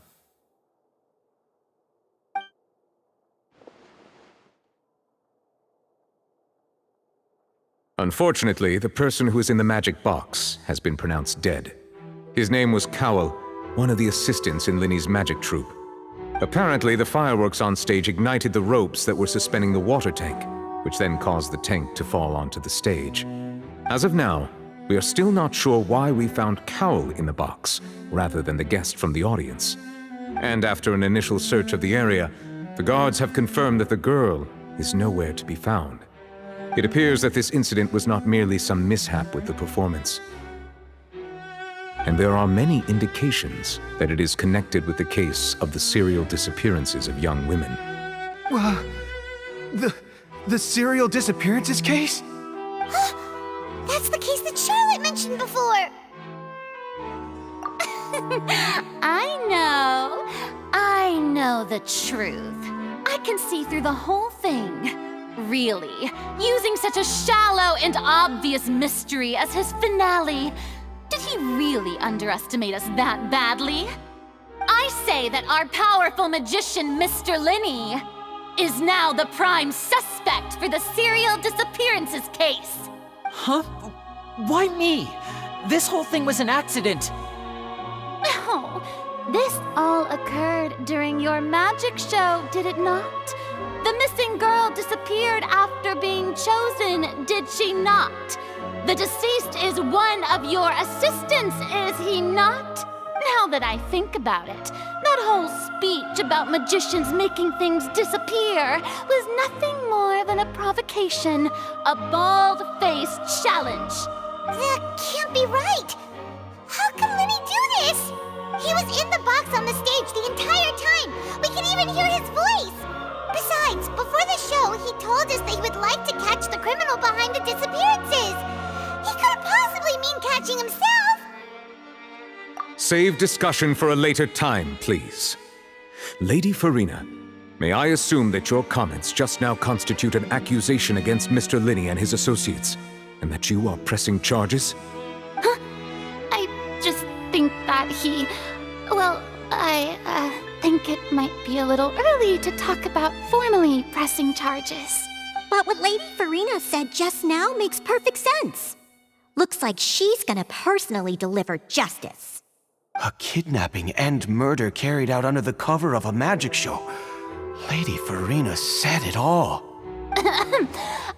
I mean, of course, my dear people. But what excites me even more than the obvious truth before our eyes is the opponent I'll be facing. That's right. I mean you, traveler. You'll support Lyney, won't you? After all, he was the one who helped you the first time we met. Then there's no problem at all. You know, the Traveler and I already had a duel the first time we met. But with Lyney's help, our little duel ended in a draw. But draws really are the most boring possible outcome. So no more draws. Between the two of us, there must be a clear winner and loser. And what better place to hold such a riveting showdown and decide the true victor than here, on the grandest of stages, the Opera Epiclese. Huh? It wasn't a draw. She obviously lost last time. I understand. Charges have now been pressed, and as such, a trial is in order. Well, Traveler, seems Lady Furina has set you in her sights. But putting her dramatic rhetoric aside for a moment, I would like to ask you, are you willing to act as Mr. Lyney's attorney and defend him in this case? Very well. The trial will be held a day from now in the Opera House. Both sides may investigate the scene to build their cases and search for the truth. Lyney and his troupe are all potential suspects and shall remain within the Opera House. The audience may begin to leave in an orderly fashion once they have been cleared by the guards. A day isn't that long. Let's see what kind of case this big-shot outlander can build in such a short amount of time. I'm really quite looking forward to hearing it.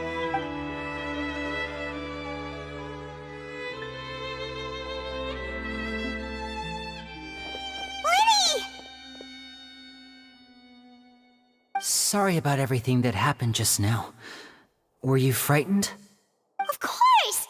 Who wouldn't be scared after witnessing an accident like that? Yeah, I'm a little shaken up myself. How could this happen? And poor Cal. I know you already claimed that you would defend me, but now it's just us talking. Tell me, do you think I could possibly be the murderer? I understand. Even I'm not sure what happened, so I can only imagine how difficult it is for you to grasp the situation. I'm sure everyone sees me as the biggest suspect at this point. But if you ask me, the whole thing is mysteries layered upon mysteries, such that all that's left is confusion. I don't know whether what happened there on the stage was purely an accident or not, and I don't know why poor Cal was in the box.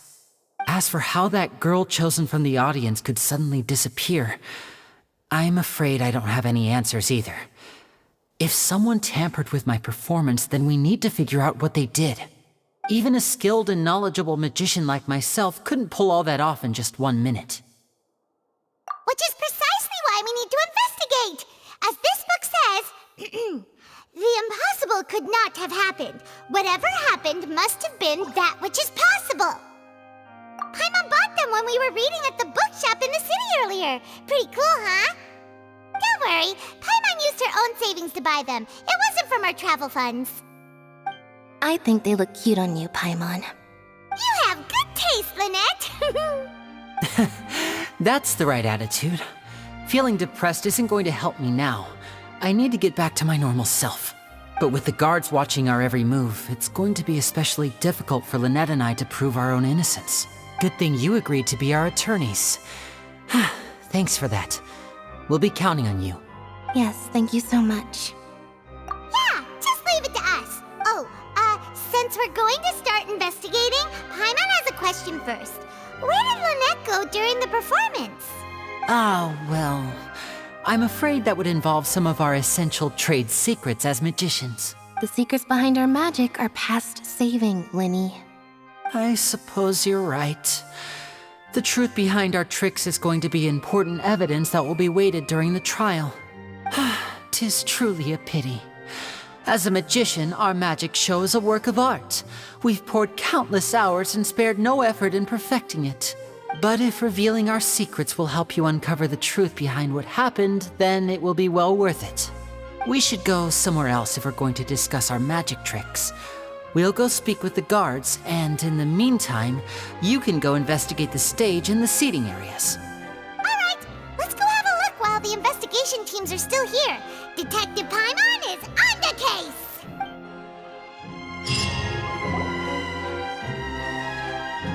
Hello, officer. How's the investigation going? I see. You must be the traveler that Lady Furina mentioned. Listen, I'll be perfectly honest with you. I'd avoid getting mixed up in this whirlpool of a mess if I were you. Huh? What do you mean? Come with me and you'll see. The deceased is one of Lyney's assistants, named Cal. Even though he hadn't joined the troupe long, he was hardworking and everyone generally liked him. The assistants are usually in charge of setting up and inspecting the props, as well as assisting with the show and keeping the crowd engaged. As you probably saw when you were in the audience, the water tank suddenly fell and smashed the box with Cowl inside it. This is the real mystery. We've already searched the scene and were unable to find any traces of the girl. However, if you look carefully, the box was positioned directly under the water tank. The ropes holding the tank were then burned by the pyrotechnics on stage, causing them to snap. All these factors lining up so perfectly makes it hard to see this as a mere accident. If anything, the more logical explanation is that the whole incident was intentionally planned, and Lyney is the most likely person to have access to all these areas. But he doesn't have a motive! Are you both good friends of his? Well, you can't say we're good friends, but we've known each other for a little while. So in just a short time, he was not only able to win your trust, but even convince you to act as his attorneys. I know there's no such thing as magic. The real trick of a magician is holding the audience in the palm of their hand. I've seen a lot of cases, and I can tell you that people are the least reliable kind of evidence. Sorry, I tend to be pretty straightforward. Just know that I'm warning you for your own good. Anyway, you may investigate the scene of the crime yourselves if you're curious. Who knows, maybe you'll be able to come up with some new evidence.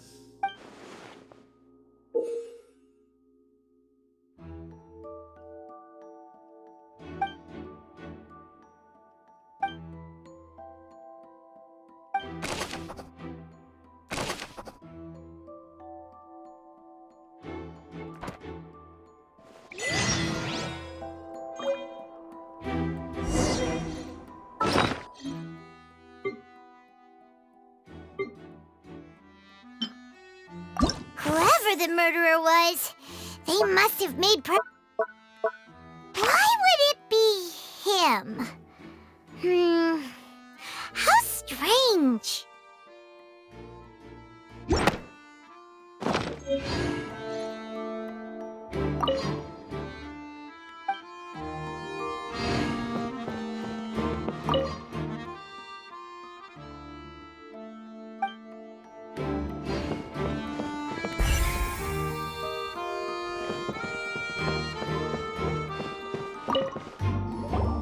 So this is the rope that broke and caused the water tank to fall. The rope looks pretty durable. How can it be burned through so quickly by fireworks?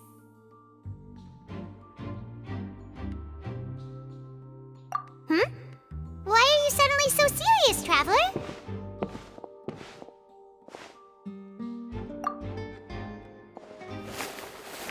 Whoa. Look! This bit is made from different material!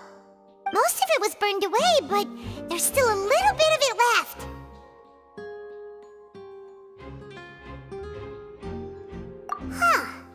So if a rope meant to hold something was made with that kind of material in it, then that means... Wait, why don't you write all this down? Let's take notes.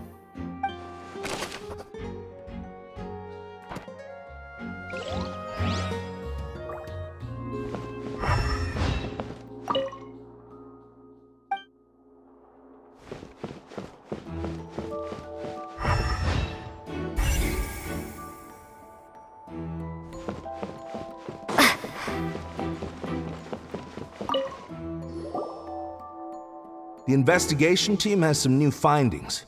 Turns out there's an issue with the random number selector after all. See, I told you. What if the machine picked some big guy's seat?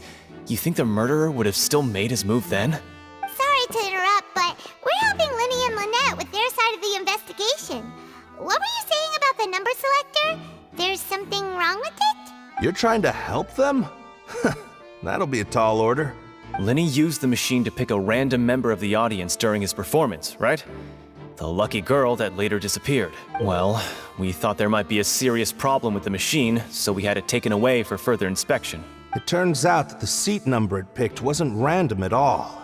The machine picks that same number every time. I'm sure you already know that you have to make a reservation in advance to get a seat, regardless of whether it's a trial or some performance. In other words, Lyney knew who would be sitting where from the very beginning. That much checks out. Lyney reserved our seats for us too. Bet you see why I was saying it'd be tough to make a case for Lyney. Even though it's bad for Lyney's case, Paimon had better write it down.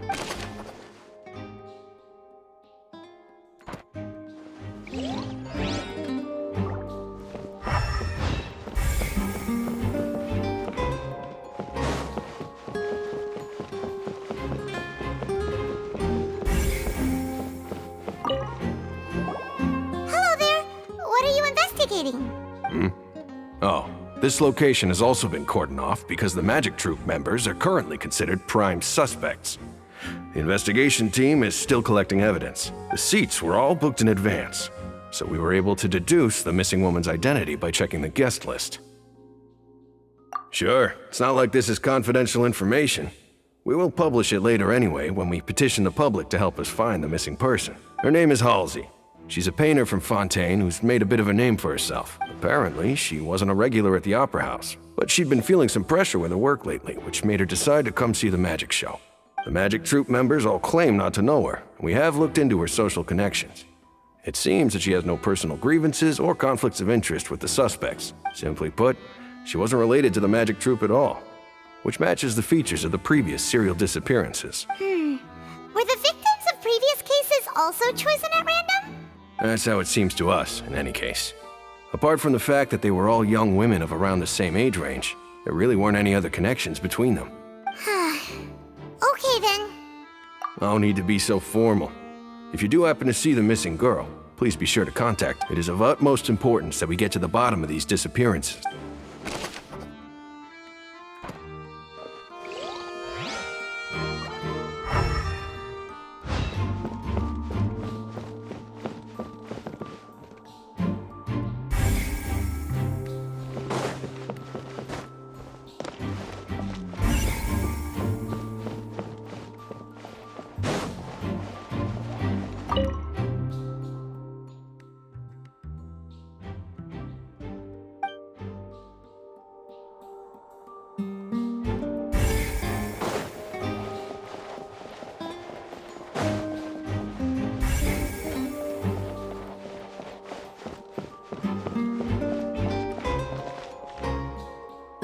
Lyney's still talking to the guards. It seems he'll have a lot of explaining to do. I think someone will be assigned to monitor us later, but that's alright.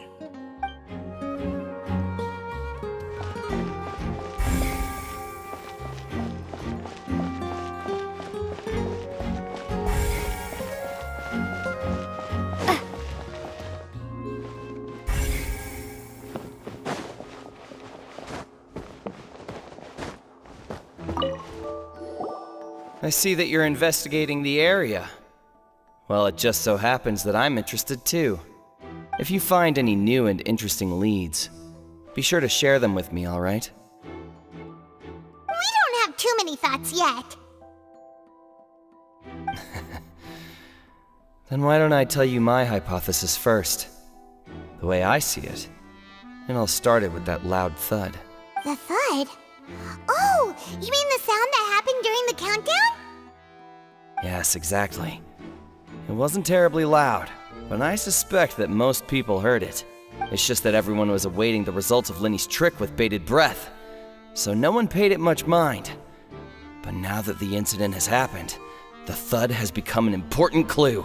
That makes sense. So, what do you make of it? I'm of the opinion that it may have been the sound of Lyney's accomplice. Lynette, perhaps. Jumping atop the water tank, or something like that. And when the pyrotechnics went off, she cut the rope, sending the water tank crashing down. But wasn't the noise we heard too loud for that?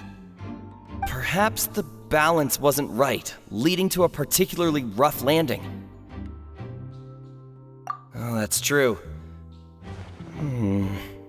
I suppose I must reconsider. That does remind Paimon, though. What was with that sound?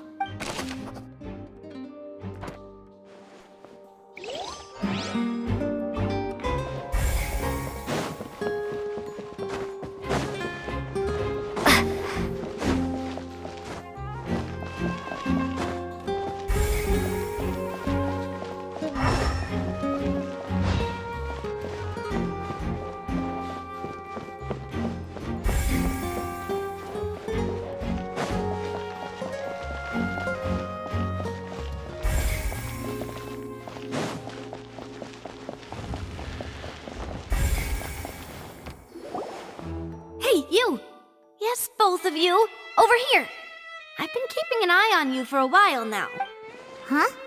You mean us? That's right. If I'm not mistaken, you're also among those who wish to cut down the thorns and pursue the truth. No? And by the looks of it, you're not from Fontaine. Well, you're right on the moor about that one, but who are you? Have you never heard of the Spina di Rosula? From mediating disputes and providing protection to solving conundrums, you name it, Spina di Rosula does it. And I, Navia, have the honor of being its renowned president. Though those who play by our rules call me boss. I'm Silver, her attendant. Pleased to meet you. And I'm Melus, Demoiselle's various daily needs and affairs are under my purview. Huh? Boss? Demoiselle? What gives with the names? Well, I am the second generation president. Malouse and the others are still used to my previous title. My apologies, Demoiselle. Should you prefer, boss, I will endeavor to use that instead. No, no need. You don't have to call me boss. Just Navia is fine. Okay, if you say so.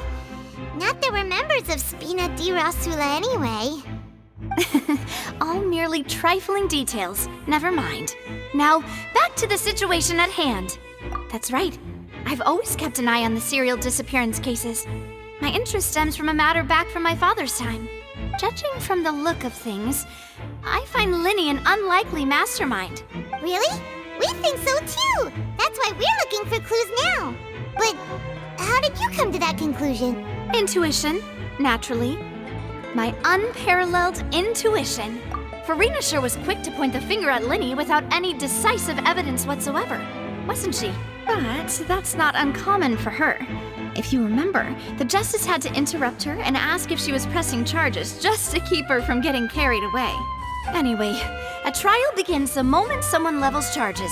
And, of course, there was no way Furina was going to back down in that situation. Sounds more like you just don't trust the Hydro Archon. Well, what's your opinion? I must admit that she can be interesting at times, but liking her doesn't mean that I'll blindly agree with her. All right, I've answered your question. Now, it's time you answer mine. Wait a minute, did that answer count? Well, I say it does. But don't worry, you won't hear any pointless questions from me. In your opinion, do you think it's right to treat a trial like it's an opera? Well? And why would that be?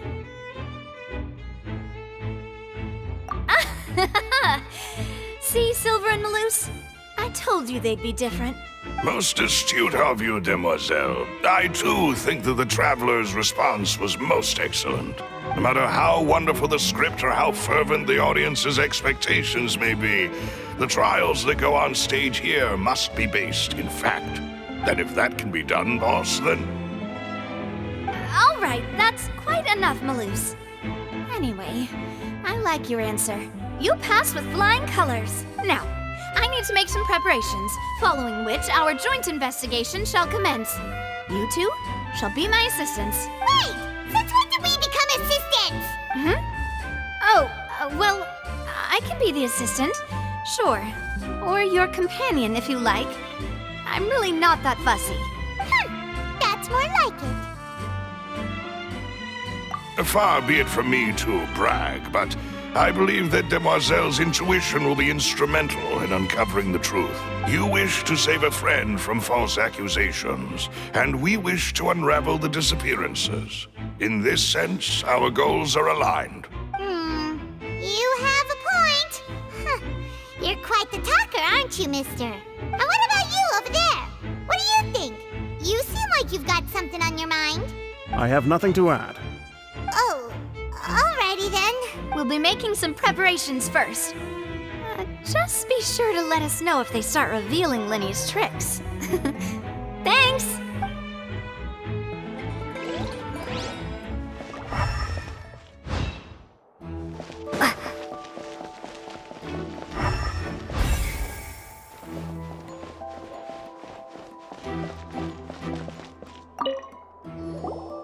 Sorry, but no one can freely enter or exit the Opera House at the moment. If you wish to leave, you must register your identity with us first.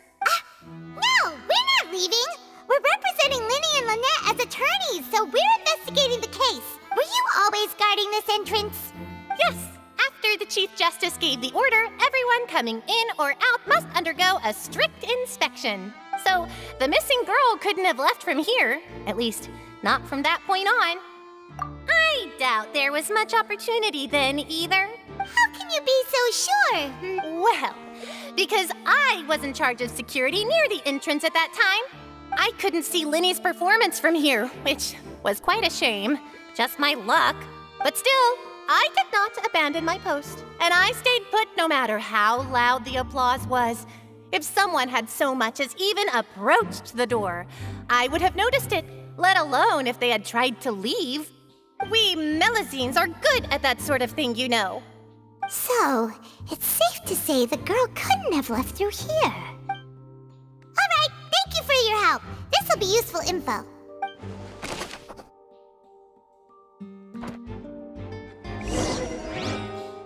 We've checked everything of note here at the performance venue.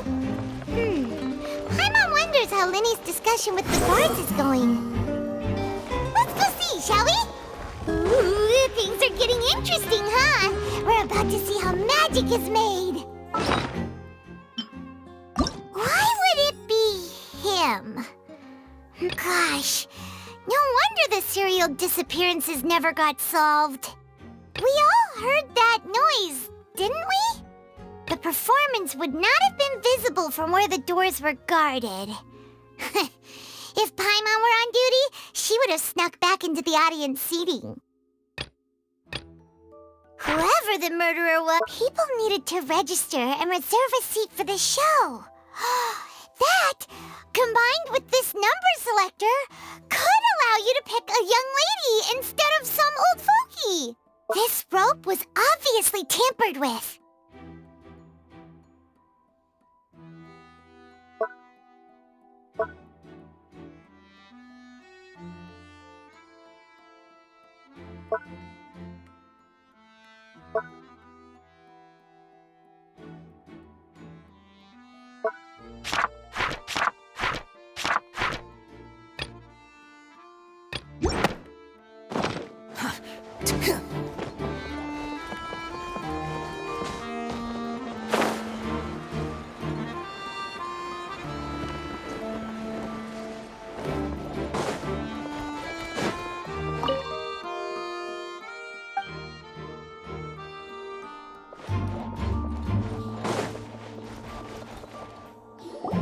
Understood. Then I will be going with you. Just so you're aware, I will be monitoring your actions and making notes as necessary. Very good. Thanks for being so agreeable. I'd pull a rose out of my hat as a gift for you if I could. You may spare the pleasantries. I'm just doing my job. You've arrived. Who's this? Me? I'm Spina di Rosula's guardian angel. If you've got a problem, I've got the firepower. Sorry, I got a little carried away there. Call me Navia. I'm a partner of theirs, and will be helping investigate this whole situation. And these are my companions. Would you mind if they join as well? Fine by me. Oh, new helpers? I would be most grateful. Well, let's just say we're tagging along. It's not every day you get to see the secrets behind magic performed on such a large scale. I appreciate your kind interest. Come with me. We'll be heading below stage. Huh? Below stage? Yes, a world of secrets is hidden beneath this magic box, prepared specifically for this switcheroo trick. But before I reveal everything, you should have a look first. Notice anything strange here?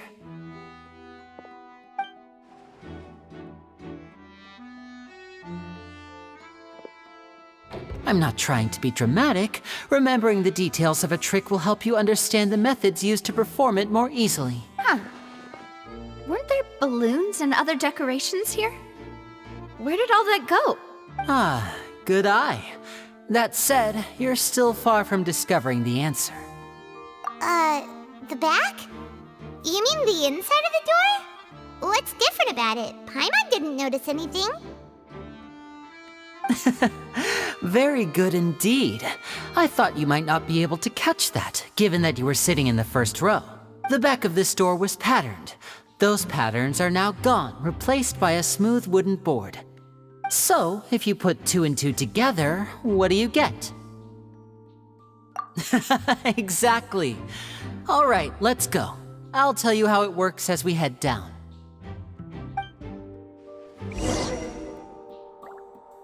Oh, so there was a passageway under the magic box! I knew knew you'd figure out most of it as soon as you saw this place. The 2 magic boxes are positioned right above the 2 entrances of the tunnel. See this flatbed trolley? The box with the lucky audience member in it would be shuttled over to the other side using the trolley. This trolley can raise and lower and even rotate, ensuring that the box will face in the right direction. I see. So that's the purpose of the box inside another box. Precisely. The inner box would descend after the audience member was put inside and be moved along the trolley, all while the outer box would remain on stage as if nothing had ever changed. So that's how you did it! Once the box was lowered, the trolley would store some energy through this device here, with which it would complete the rest of the steps. The audience member would only be able to feel some slight movements in the dark, and by the time she walked out, she would already be back on stage. Right! You were talking that whole time, and you even came out for a moment near the end! Ah, yes. A phonograph operated by Lynette was used to achieve that effect. My assistant and I had already scripted our conversation beforehand. When the countdown began, I had already gone to the opposite box via a tunnel using that ladder. And what about Lynette? Where was she? I was in the mezzanine space in the back of the box. Oh, interesting! That's how we were able to coordinate Lyney's lines with the assistant. And, by the way, I was the one who walked out of the box at the end. I mean, we are twins. All it takes is a change of clothes and no one can tell who's who. And that's my favorite part of this trick. Only Lynette and I can perform it. So that's how it all worked! Wow! Every detail you revealed was more amazing than the last! Lynette would briefly walk out of the box and then go back in, jumping into the tunnel and escaping before the box on the trolley could finish ascending. And then I walk out of the other box in the audience area, and the trick would be complete. The operative word here being would. But as you saw, Cal was in the box, not our audience member. She, on the other hand, mysteriously vanished. We really don't know how that happened. If not for that interlude, this would have been an astonishing trick. I probably never would have figured out how you pulled it off. And yet, to think that someone was able to use this magic trick to commit a crime. Could we have a look around? I think we can come up with some more leads. This is the scene of the crime, so Lyney and Lynette are not permitted to stay here. I'll escort them back up. Yes, of course. No need to be so strict now. I won't disappear into thin air, you know. Thanks, everyone. We're counting on you.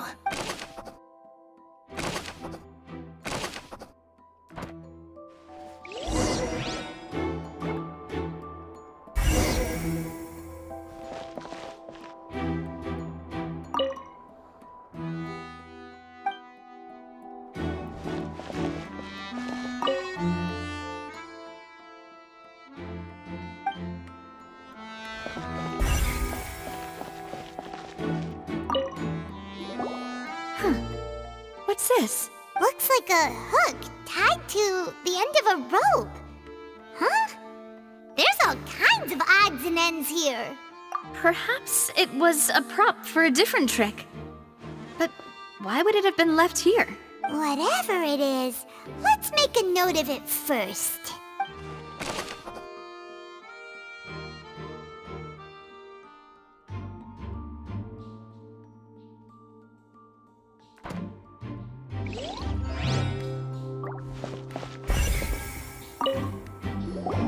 The floor is wet. Please be careful not to slip. Speaking of which, why would there be water here? Oh, Paimon knows!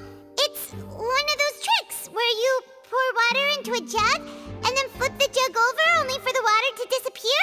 And here's a broken vase. Huh. Did the trolley knock it down while moving? That can't be. The trolley moves along tracks from start to finish. It couldn't have hit the vase at this distance. Let's note this down too and think about it later.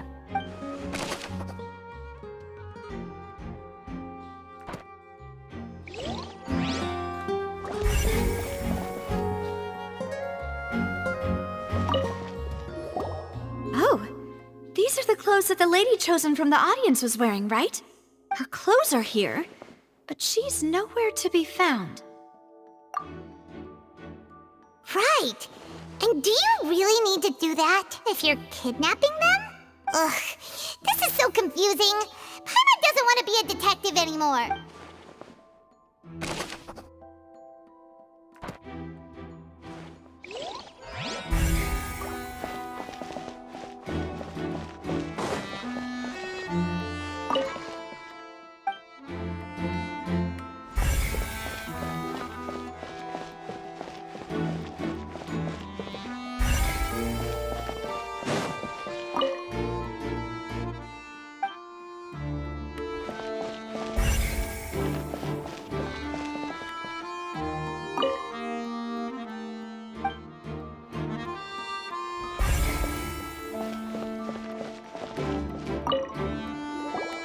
What is this place?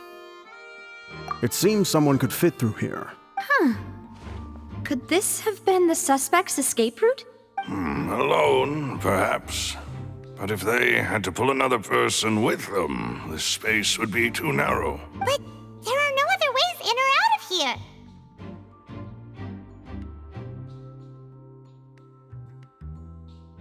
Oh, you're right! Let Paimon write that down.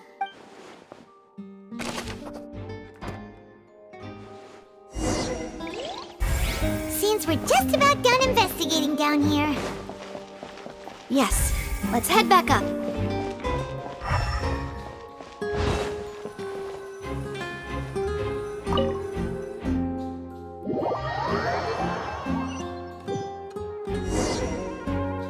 Well, we've ascertained the state of the crime scene.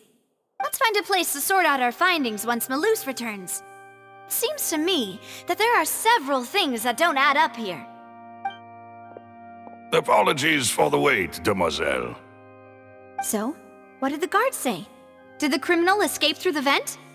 They believe the odds of that are very low, since the vent leads to the Opera House's basement. The guards have checked the area carefully. No one left through the basement during the performance or after the incident, and no one was found hiding there. So the tunnels become like a secret chamber then! You know, like the kind you usually see in novels! The plot thickens. Halsey's disappearance and Cowell's death are both quite inexplicable. No wonder Furina was so confident in her accusation. All the current evidence points toward Lyney and Lynette. In other words, the charges are very likely to be upheld unless we make some considerable progress. Charges and then trial. So if the charges are upheld, they'll announce a sentence? That's right. This is how a trial goes in the Opera House. During the proceedings, the Chief Justice and the Oratrice will hear statements from both sides. That's right.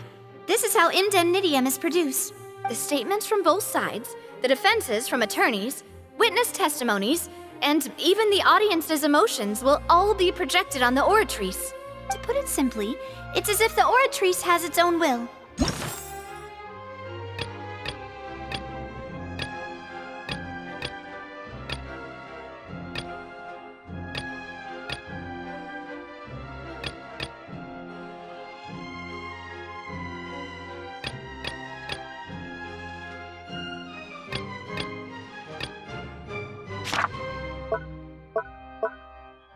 And is a judge in its own right.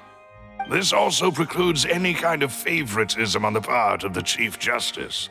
Not that this has ever happened anyway. Once both sides have finished speaking, the Chief Justice will make his final decision. This, too, will be used by the Oratrice as a reference. Then, finally, the Oratrice will be consulted by officials. The result it returns is the will of justice itself. Huh? So that machine is the one that actually decides? Paimon thought Neuvillette called the shots. In practice, there is very little difference. Both have always come to the same judgment.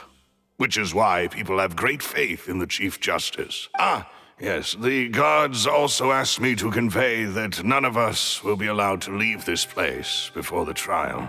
Huh? Why? Because we've chosen to act as the twins' proxies. That makes us persons related to the case. They're concerned that we might be colluding with outside parties. or that we might find outside help to disrupt the case. And even if that were not so, it could prove problematic if we happen to spread key information about the case ahead of time. I'm ready to break out at any time. Whoa, whoa! There's no need for that! Paimon thinks they have a point. That said, are they providing food? Of course. I just hope you don't mind the lack of options. I'm afraid that catering to all tastes is not in the cards, nor is any guarantee of balanced nutrition. In that case, let's just sort out our findings together here. Pity. I was hoping to take you to try some of Fontaine's famous desserts, too. I mean, what better way to properly think through our findings than over some tea and sweets? Huh. Breaking out suddenly doesn't seem like such a bad idea after all. Just kidding! Just kidding! Paimon will still do her best, even if there are no snacks. What do you mean, no snacks? Of course we'll have snacks. If we cannot buy some, then we'll simply make some. Huh? Here? But how? Understood, Demoiselle. Everyone, please come with me.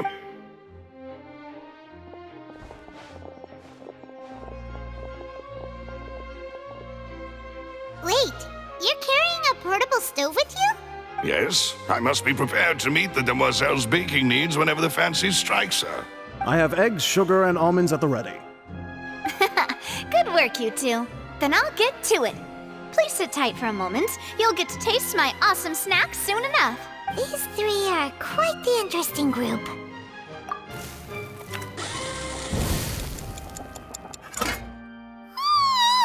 And Paimon thought it smelled good while it was still in the oven. Oh, it's even better now. Paimon can't stop drooling.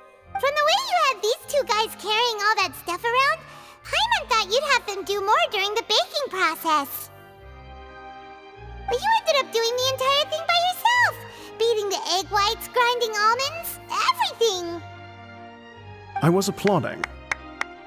And I was giving encouraging smiles. Paimon was just thinking, aren't you worried about getting your fancy dress dirty beating egg whites and baking like this? Well, I don't think it's carved in stone anywhere that fancy ladies can only read books, sip tea, ride horses, and play the piano. I just really enjoy making snacks. Don't underestimate beating egg whites, by the way. It's a real arm workout. You also need to beat them to just the right consistency, or your macarons will crack. Anyway, give these a try, fresh out of the oven. There's 3 for each of us. Only 3? Well, eating too many sweet treats might send all that sugar to your head. You wouldn't be able to think clearly about the case on a sugar rush, would you? Tea is ready to be served as well. This is Demoiselle's favorite, strong black tea with a floral fragrance that clears the mind and lifts the spirit. No need for concern, I'm merely doing as I should.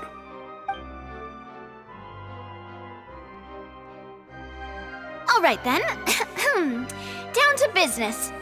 As Paimon mentioned previously, the tunnel seems to be something of a secret chamber. However, we can assume that Lyney and Lynette were not alone within it. Some criminal also occupied its sealed confines. The magician twins could have committed the crimes, of course, but they lack any logical motive. Exactly! Why would they do such a thing right when everyone was watching? The flower vase and the thud we heard during the performance could indicate some altercation between Halsey and the criminal in the tunnel, resulting in the shattering of the vase, the discarding of her clothes, and her abduction. Perhaps the criminal thought that since she was chosen from the crowd, she would be too easy to identify if she was still wearing the same clothes. Paimon thinks that makes sense, but the real trouble is... True. None of the clues we found thus far support the existence of this third person. But the only people left to consider are both technically victims, whether it's the missing girl, Halsey, or poor Cowl. Huh. Could Halsey have secretly made modifications to the magic props in order to murder Cowl before making her escape? That's right. And even if she had tampered with the setup, she would need to understand the entire trick to pull it off. Nor does she have any motive. The guards said that she has never had any dealings with the magic troop's members. We're Were we not thorough enough in our search? From the sound of things, this is turning into an impossible case. Your macarons are amazing though, Navia. They smell great! They're nice and crisp and super sweet! They are my specialty after all. And I see you've already had 5 of them. What? 5? Oh, that can't be right. Paimon only counted 3, honest! Please don't worry about it. At my age, a few less sweets might actually be a good thing. No. Being greedy is one thing, but Paimon knows how to count. Besides, Paimon knows that if she ate too many, then others wouldn't have enough.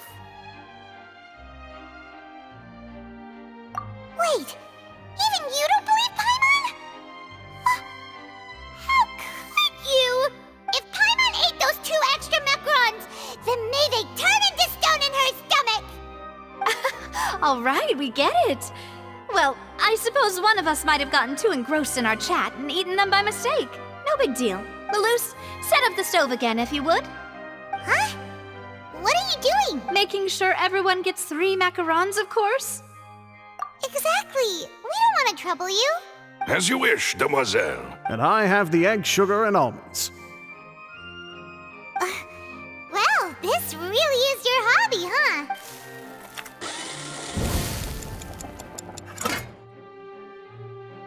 Well, that's it for snack time. I'm going to have another look around the area. I don't know what we're looking for yet, but we've still got some time. As attorneys, I suggest the 2 of you think the case over again. It would be awkward if you got all tongue-tied on stage during the trial. All right, thanks for your help and for the snacks. It was nothing. A small task for the Spina di Rosula. Silver, Maloose, it's time to go. I'll be back if I find anything new.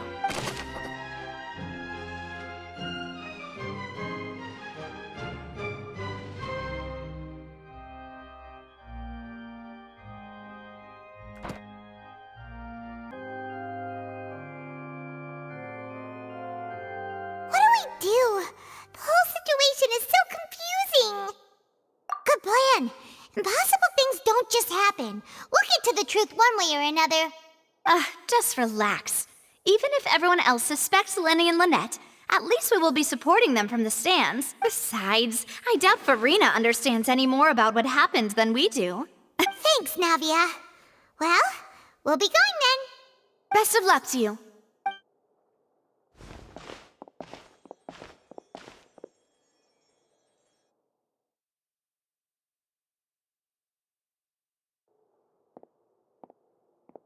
Ah, finally, you're back. Well, how did your investigation go? To be honest, you might be disappointed. No. We're already very grateful that you were willing to help. Well now, don't you all look disappointed? Don't tell me that your investigation came up empty-handed. That was to be expected, of course. The guilty can never produce proof of their innocence. But don't let that stop you. I shall be terribly disappointed should you, my most anticipated foe, concede so easily. Since both parties are present, I declare that the trial regarding the magic show incident is now in session. Firstly, in order for the audience to understand the causes and results of the incident, could we please have Mr. Lyney explain the trick? Yes, of course. I will explain while Lynette demonstrates on stage. All the necessary items have been prepared. Thank you, Mr. Lyney. In that case, I take your statement to be that you ran to and remained hidden within the magic box in the audience stands once the trick began, and thus could not have committed the crime. Is this correct? Yes, that's correct, Your Honor. In that case, I call upon the prosecution. Lady Furina, do you wish to refute his statement in any way? Why, of course I do. Allow me to take the first shot and break this case wide open. Mr. Lyney is clearly lying. There is no way you could have been in the box the whole time if you were to abduct Halsey and murder Cowell. In fact, I'd say you were hardly in that tunnel at all. That is simply your hypothesis based on the presumption that I'm guilty. Oh, is that so? And if I may ask, what did you hear while you were inside your box? The roaring countdown of the crowd, of course. That's how I kept track of the time and built anticipation for the finale. And you didn't hear anything else at all? Nothing that might leave an impression of any kind? No, nothing. I see. But when the count reached 30 seconds or so, there was a thud. One so loud that I believe practically everyone heard it. Huh? Hey, hang on! Something's not right here. Yeah, I'm sure he could have heard a noise that loud from inside the box. I was right by the box and I definitely heard the thud. Look at those scales. Could those mean... Well then, ladies and gentlemen, allow me to use the words of the magician himself. You never know what can happen in the blink of an eye. Indeed, it seems his alibi can also collapse in the blink of an eye. Of course, I have armed myself to do far more than smash your alibi. Confidence cannot go unfounded, and my foundations are rock solid. Tell me, aren't you and Lynette actually from the House of the Hearth? The House of the Hearth?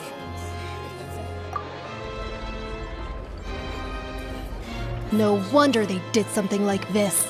So the serial disappearances were the Fatsui's doing. Now it all makes sense. I've got a feeling that what happened on stage...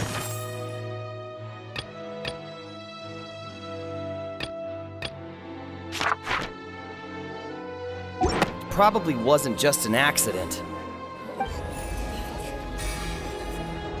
That's irrelevant. Our identities have nothing to do with what happened. Indeed. Then perhaps you could tell us everything that happened during that 1 minute. Your first priority is to prove yourself innocent after all. I'm sure there is little that needs to be kept secret now. Unless your script already has holes in it. The Outlander is speechless. My, oh my, don't they look flabbergasted? Now comes the infighting and discord, I suppose. This was almost too easy. Good thing I made all those preparations. Seems the all-nighter I pulled last night is really paying off. Hey, Lyney! Why didn't you tell us this before? Order! Order! Mr. Lyney, allow me to re-establish the facts. Lady Furina has raised 2 points. First, when the thud was heard in the Opera House, you were neither in the box nor the tunnel. Second, you and Ms. Lynette are both members of the House of the Hearth. Are these claims true?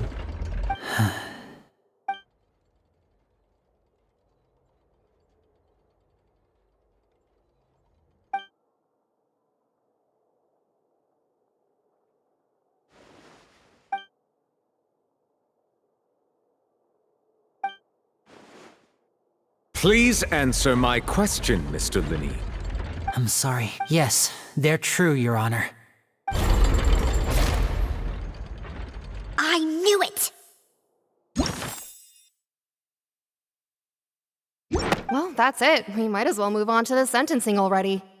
What should we do now? Granted.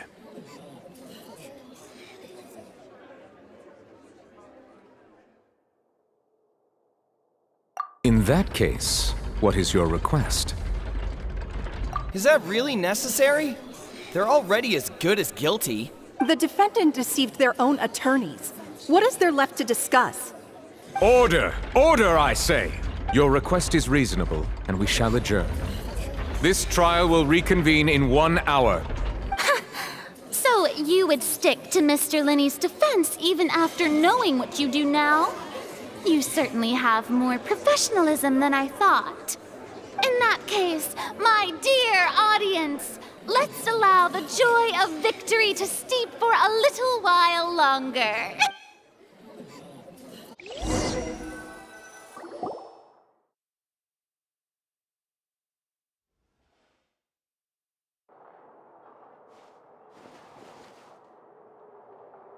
Well, this is awkward. I didn't think the Hydro Archon would dig all that up. I'm sorry, Traveler and Paimon. Yeah, sorry. Paimon doesn't know where to start. We trusted you two. We based our entire reasoning on the assumption that you weren't bad guys. Not to set the wrong tone or anything, but Paimon's really mad. I'm very sorry. I know you're angry, and reasonably so, but please, let me explain. I know you've clashed with the Fatui several times before. I wouldn't be surprised if just hearing the word is enough to make you upset. But our organization is very, very large, and the Harbingers have very different personalities and goals. Right now, we want to save people. As many as we can. That's right. I'm sure we're on the same page when it comes to this nation and the disaster that its people might face. I knew if it weren't for our respective identities, we could become good friends. That's why I didn't wish to flat out lie to you, but chose to hide some details instead. The truth is very important, but being completely transparent about everything would see us spending more effort than we need to. Right. So, you be the judge. Heck, if I were you, I fear that I'd even struggle to trust me at this point. You met a Fatus who works as a magician, a trickster by trade. All by coincidence, too. But still, I'm asking you to trust me. I am no criminal. At least, not in this case. Sorry. Please forgive us. Well, you both say that, but... Right. Let's hear your answer first, and no lies now! Of course. I'll answer any question you ask. We've been trying to find out how the Oratrice operates. We want to know why it has a consciousness. Why can it deliver sentences accurately? During our investigations, we learned that the machine's core is beneath it. From that moment on, Lynette and I have been designing this box swap trick, with the objective of getting close to the core. Is that why you needed a whole minute? That's right. In truth, the audience would take about 75 seconds to count down from 60, while I would only need 15 to get to the opposite box. So, after jumping into the tunnel, I accessed the Opera House basement via the vent, and went to investigate the room in which the core is stored. That air vent was created during the construction of the tunnel specifically to execute this step. Well, nothing. As soon as I reached that room and was about to investigate, I heard someone's voice. Which should have been impossible, of course. I was quite certain that I was the only one in the room. That voice seemed to recognize me and tried to speak to me. I chose to err on the side of caution and retreated the way I came. On the way back, I saw the broken vase and the clothes on the ground, but the countdown was almost finished, so there wasn't time to give it any thought. After that, the homicide occurred just as you saw. Well, that explains why you didn't hear the thud. Because of that prophecy I told you about, of course. We must know all we can about this nation's secrets in order to deal with that prophesized crisis. That's the only way we can save everyone. So, there you have it. The whole truth. I swear, I didn't hide anything from you this time. It was never my wish to proceed under this cloud of mistrust either. But like I said earlier, you can be the judge. If you want to leave because you don't trust the Fatui, there's nothing I can do to stop you. Well, Traveler, you decide. Paimon will follow your lead however you choose.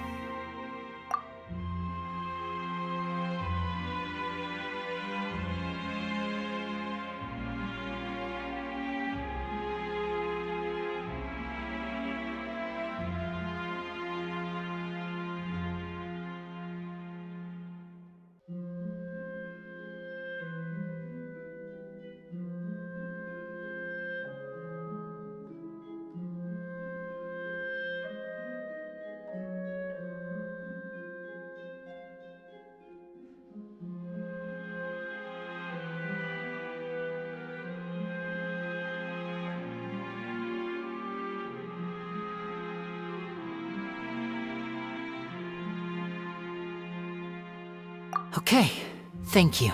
Thanks for giving us a chance. The current problem is that the scales are tipped pretty badly against you two. If we want to refute the Hydro Archon's accusations, we're gonna need a seriously watertight defense. Huh?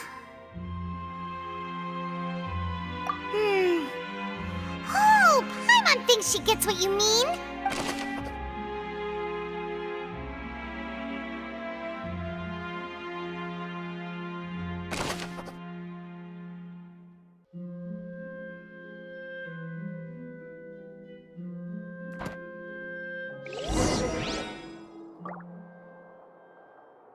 The wind rises.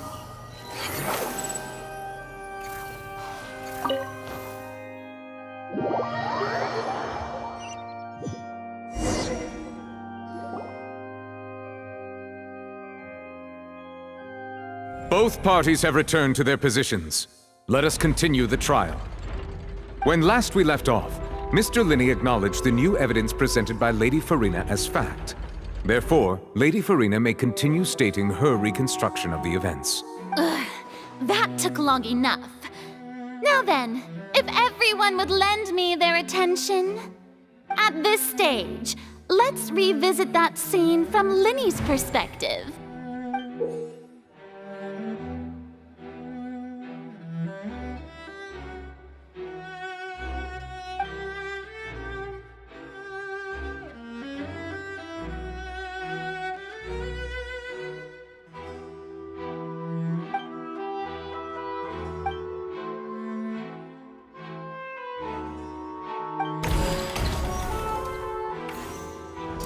As the countdown began, he entered the tunnel. When the flatbed trolley passed, he opened the box and got into an altercation with Halsey, which caused the loud thud. He did not realize that this sound could be heard by everyone in the opera house, which is why he claimed earlier that he could not hear the sound. Finally, he used the vase to knock her out, before making her change clothes to prevent others from recognizing her. At this time, Cowell arrived in the tunnel, having heard that strange noise, and caught Lyney red-handed.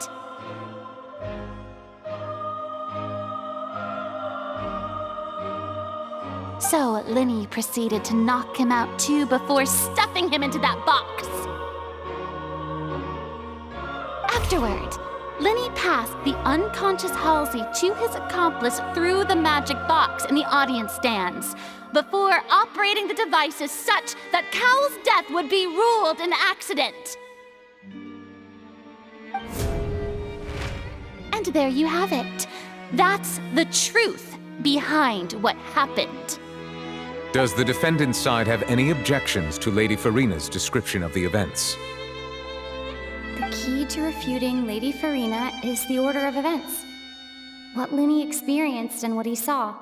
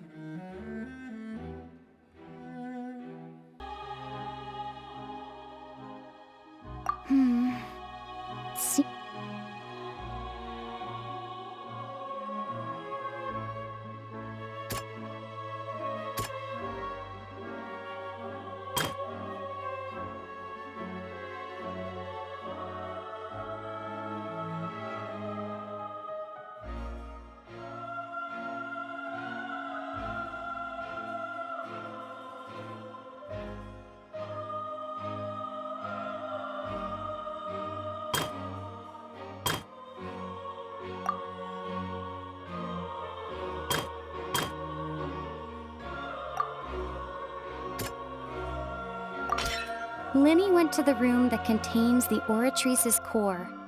This is the actual truth.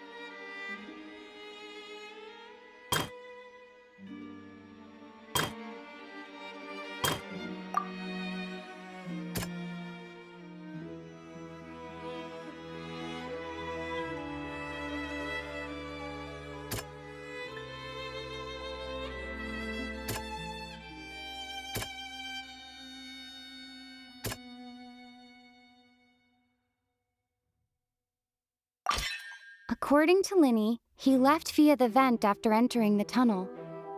He couldn't have had that altercation with Halsey.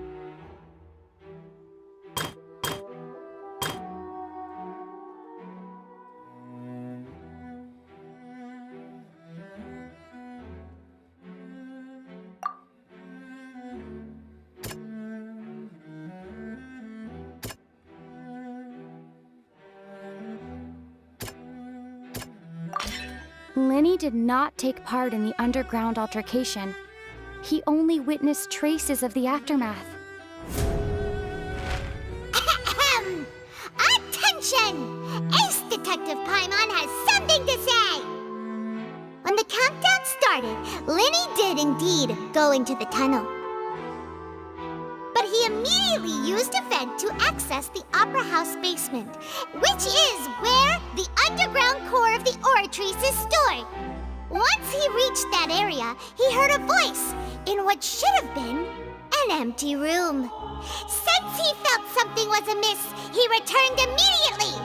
The crime scene had already developed by the time he reached the tunnel again, and in order to complete the magic trick, he did not remain there for any length of time. Finally, he reached the surface, and that was when the accident happened from his point of view. Therefore, he's innocent!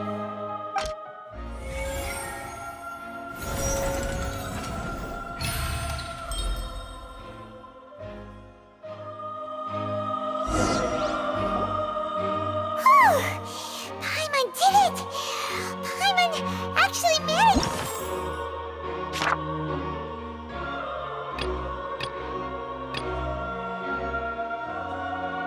to say all that!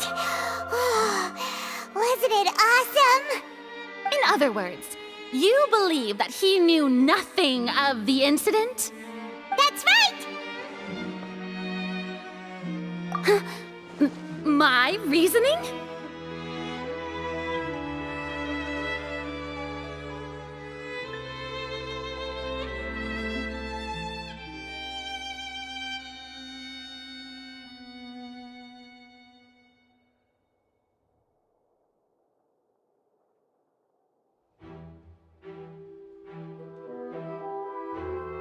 If that's the case, then if Cowell hadn't entered the tunnel, who was the entire setup meant to kill? Assuming that what you say is true, Lyney only needed to kidnap the young girl to cause a new disappearance case. What would the point of killing someone on stage be? Oh, they have a point. That's right, you tell them!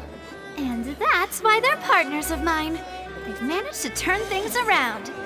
Oh, well, your denial is very strident, I'll give you that. But what proof do you have to back your claims? Of course I do. If he had been in the magic box the whole time, how could he have not heard that sound?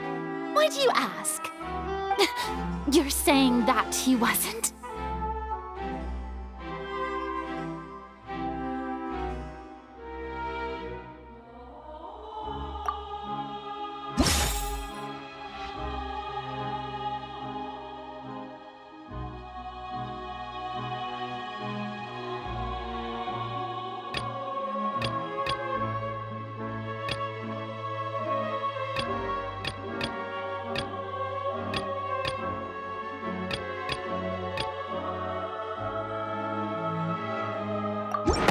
That's right! Lyney wasn't in the box or in the tunnel. That's why he didn't hear anything strange during the performance. This means that when the crime happened, Lyney had already entered the basement via the vent. The same clue you used to disprove his alibi has now become the best proof! How do you like that? Well played. To think you'd use such logic. Well then, if it wasn't Lyney who committed the crimes, then who was it?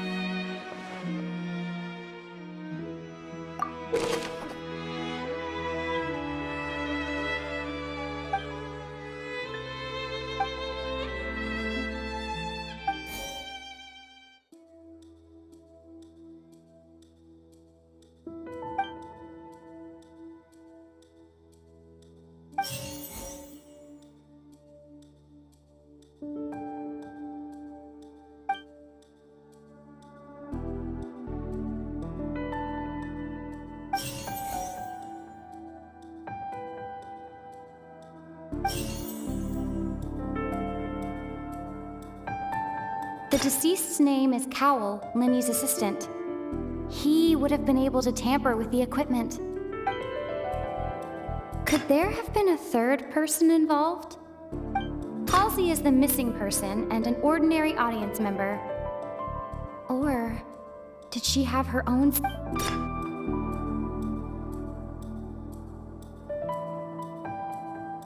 The deceased's name is Cowell, Lyney's assistant. He would have been able to tamper with the equipment.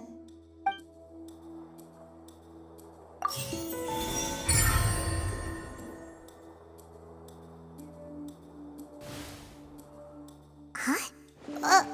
That can't be right. Are you serious? The killer was, in fact, Cowell, the deceased! Oh, is that so? How interesting! Let's hear your reasoning then. What I must do next is recreate the truth. What Cowell did, and how he went from would-be perpetrator to victim. The deceased's name is Cowell, Lyney's assistant. He would have been able to tamper with the equipment. Halsey's clothing was in the tunnel. So, there must have been some fear that she would attract attention. No one entered or left the opera house through its entrances. So, where would the criminal have wanted to take Halsey? It would have been tough for both people to fit into that vent. They would likely have bumped into Lyney as well. The sound we heard may have come from a clash between the missing Halsey and the criminal. The deceased's name is Cowell, Lyney's assistant. Lyney was not in the tunnel at that moment.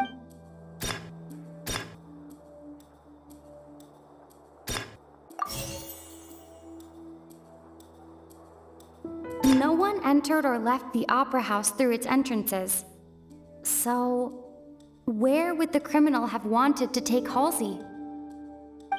The deceased's name is Cowell, Lyney's assistant.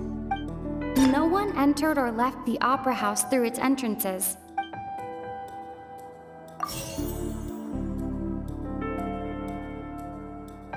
Halsey's clothing was in the tunnel. No one entered or left the opera house through its... The sound we heard may have come from a clash between the missing Halsey and the criminal. The deceased's name is Cowell, Lyney's assistant.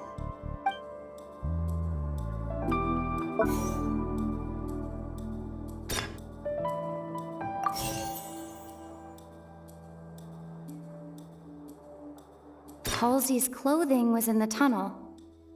So, there must have been some fear that she would attract attention.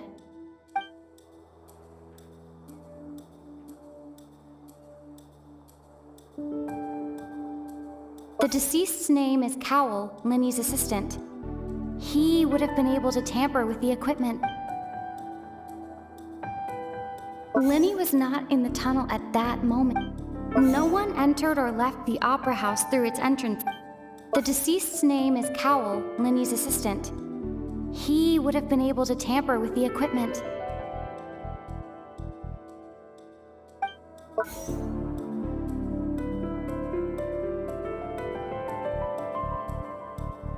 The deceased's name is Cowell, Lyney's assistant. The deceased's name is Cowell.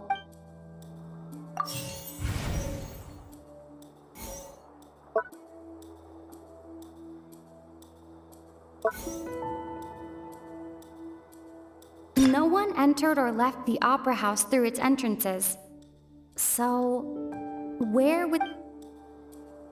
It would have been tough for both people to fit into that vent. The sound we heard may have come from a clash. No one entered or left the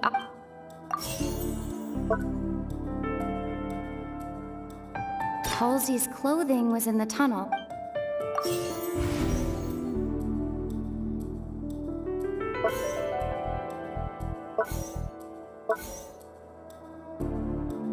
The sound we heard may have come from a clash between the missing Halsey and the criminal.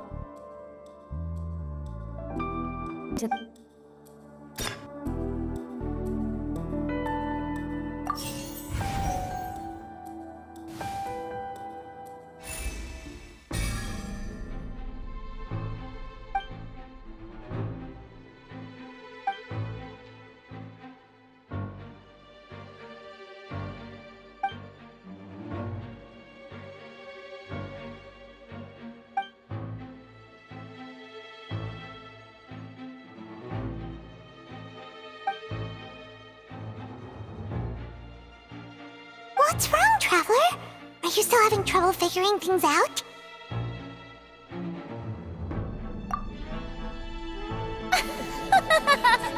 I see how it is. So this was all just a bluff. And here I thought you had something to show for it. But it seems you're still far from the truth. Look, since we're at a dead end, why not consider a different track? Just like the trick as it transpired, the end result must have been utterly different from the magician's initial design. If only we knew how Halsey disappeared. Well, that would be nice, but the tunnel only has 3 exits, and none of them seem very likely. And it's not like this is a magic trick where you can just make a real live person disappear. You know, like you did from that water tank, Lynette. Excuse my interruption, dear opponents, but do you not see that the crowd is growing impatient? There is no greater sin in this opera house than an awkward delay in the performance.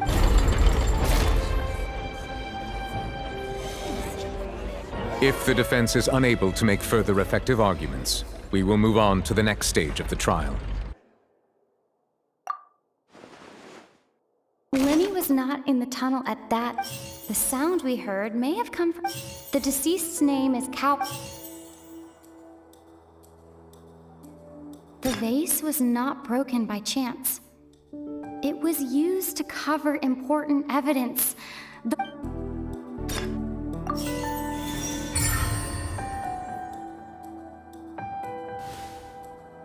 Paimon gets it! It all comes together if Halsey disappeared instead of being kidnapped. Lynette escaped from the water tank, vanishing gradually and leaving only clothes behind. If there's a similar method where a person could be transformed into water... Just a moment, please. I do hope you know how preposterous you sound at the moment. How could a person ever be transformed into water? This is reality we're talking about here, not some magic trick. Must we really? I should think that of anyone. Your friend Lyney already knows this truth very well. Magic tricks are ultimately just illusions and misdirection. But Halsey's disappearance is very real. We're talking about 2 completely different things. Even so, I trust the Traveler's judgment. The truth must be out there somewhere. Perhaps some new line of reasoning may open if we try to gather all the focal points that don't make sense. Since Cal was the deceased, we haven't placed much attention on him. But given that we aren't making much progress with the case, it wouldn't hurt to have a look at his belongings, would it? People really do come up with all sorts of harebrained schemes when at the end of their rope. The way I see it, your suggestion that we broaden the scope of our investigation is nothing but a tactic for stalling the trial. Nevertheless, I believe that this is a reasonable request on the part of an attorney. Since the trial does indeed appear to be at an impasse, I believe that additional evidence may help us make more progress. Guards, please step into the lounge and examine the personal effects of the deceased, Cowell. We are still examining the items, but we have already made critical progress that we feel must be shared with everyone post-haste. We discovered several test tubes of fluid within Cowell's baggage, each labeled separately. The notebook in his backpack claims that these fluids are... water from the primordial sea. The primordial sea? The note's contents also indicate that Cowell belonged to an organization that sells illegal drugs and that he had an accomplice. The notebook has many entries concerning safe usage of these fluids, in which the keyword dissolve appears many times. One of these tubes was labeled Opera Epiclese, along with yesterday's date. It is empty. The notes also state that these dissolution properties work exclusively on people from Fontaine.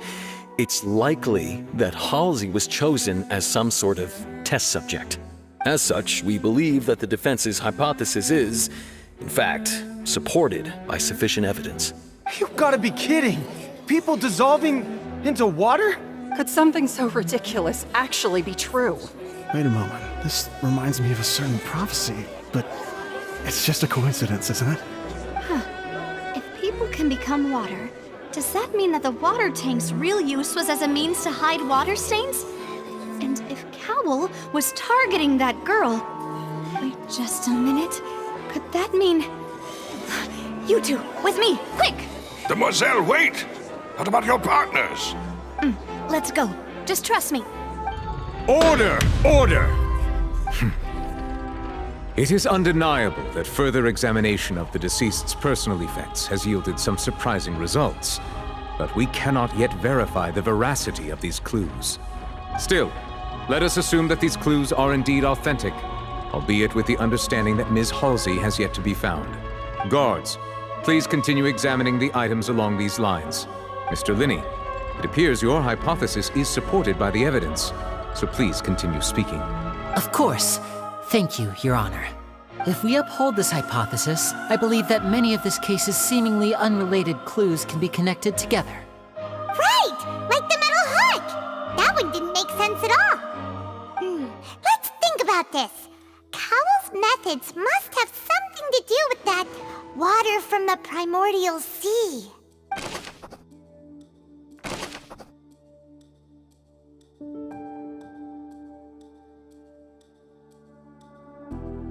The deceased's name is Cowl, Lyney's assistant.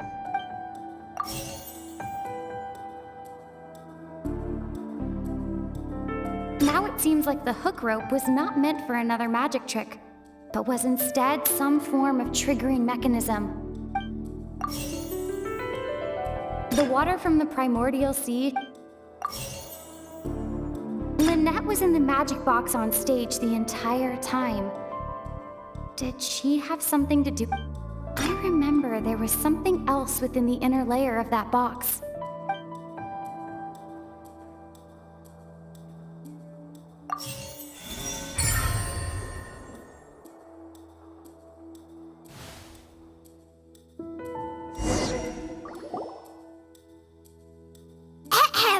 It's Ace Detective Paimon's time to shine again! In the original plan, Cowl would tamper with the water tank rope and the number selector securing his target. When the magic box containing Halsey was lowered, the metal hook would retract gradually and pierce the balloon at the top of the box. When the balloon attached to the box popped, the water from the primordial seed inside it would pour down and dissolve Halsey.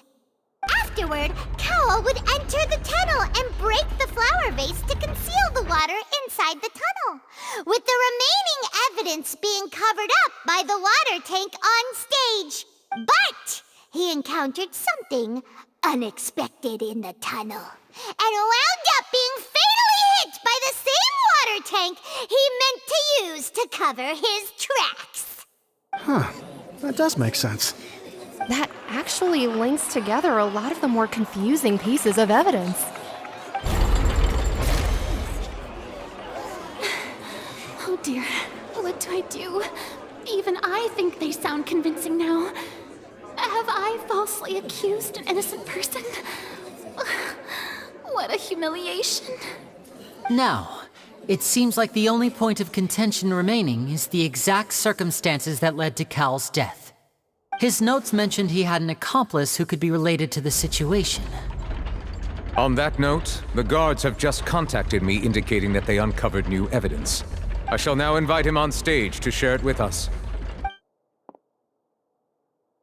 Thank you, Your Honor. We were just inspecting the luggage of the other people involved in this case, and we found an identical sample of the water from the primordial sea among Lyney's personal effects. What? That can't be. Oh, I see. Well, how wonderfully comedic to have your own counterattack only to come back and wound you. Does this not clear all doubt? My dear citizens, my loyal audience, allow me to present my reasoning and bring this performance to a swift close. Lyney did not need to take part in the dissolution of the young woman at all. Indeed, he did leave the scene via the vent. Having made modifications to the props beforehand, his accomplice Cowl then caused Halsey to vanish using the water from the primordial sea. But upon his return, in cruel avarice, Lyney desired sole credit and prepared to do away with his partner in crime. Ultimately, he knocked Cowl out, and the tool meant to cover the crime up also became a murder weapon. Now, as much as I regret having come to such a viciously straightforward conclusion, it does seem that the famed Fatui is quite the cold-blooded and ruthless organization.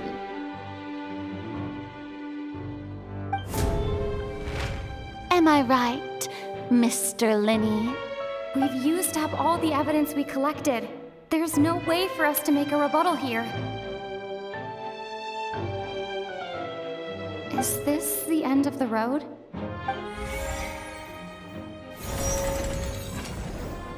Oh no! Paimon can't think of anything either. It doesn't look like there's any way around this. Seems using the water as new evidence was too good a move. I think we've all seen enough now, and we have ample witnesses to my flawless reasoning. I believe this is indeed the finale! Now then, my good, noble Chief Justice, should we not, in your view, move... Excuse me, everyone, but I must interject! Miss, I must ask you not to shout, and to respect the ongoing legal proceedings.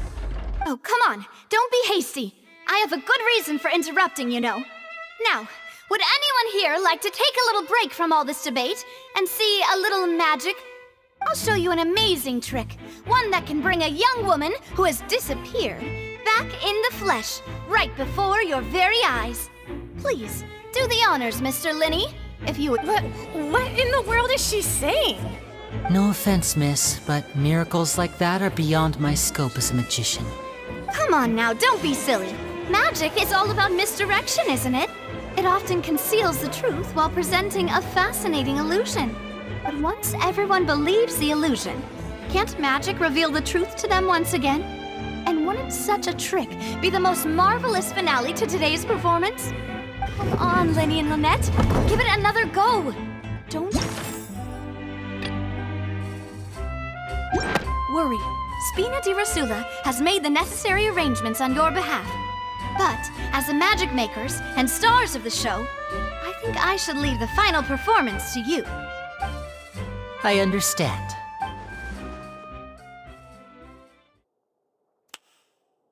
And voila!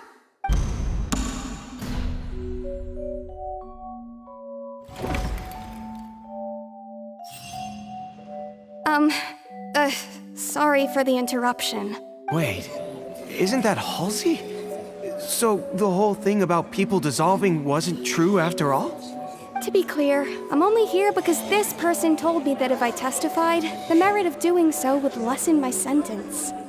I was hiding outside this room listening to the proceedings because I was afraid that I would be the one put on trial. I was just feeling happy that no one had noticed me, and then before I knew it, she caught me. That'll teach you to underestimate us three. Where should I begin? I'm sorry. I'm the one who killed Cowl. I admit it. What? Why? Firstly, my name isn't Halsey. It's Lillian, and I'm originally from Mondstadt. I heard that Lyney's show was gonna be a real thriller, but I missed the chance to buy a ticket, so I stole one. That's how I make a living. I steal stuff here and there. And I'd never been caught before. But I was noticed at the harbor a few days ago, and I barely got away. Lyney was the one who caught me in the act. Hey, no wonder you look familiar. So you were the thief! Lyney even mentioned that you were pretty skilled. Well, and I thought that would have been the end of it, but then the number selector chose me. He even mentioned the Fortress of Meripede. That's a prison, isn't it? So you can imagine how shocked I was. I thought he was on to me for sure.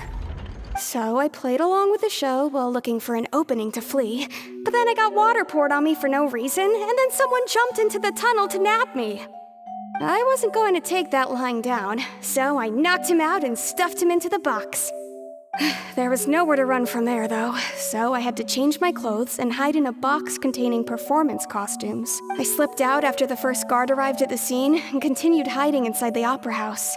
Can a person even hide in there? But I swear I didn't know that the water tank would fall down. Really, I swear it. Had I known that, I wouldn't have put him in the magic box. I may be a thief, but I'm no killer. Well, that makes everything pretty clear now, doesn't it?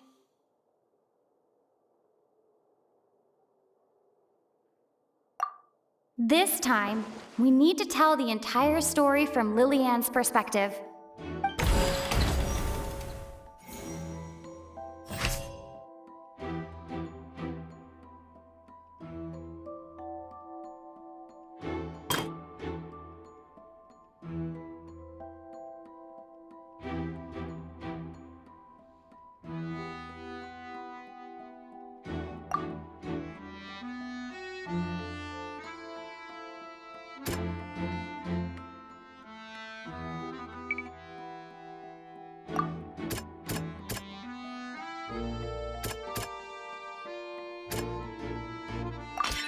The strange sound wasn't from a fight.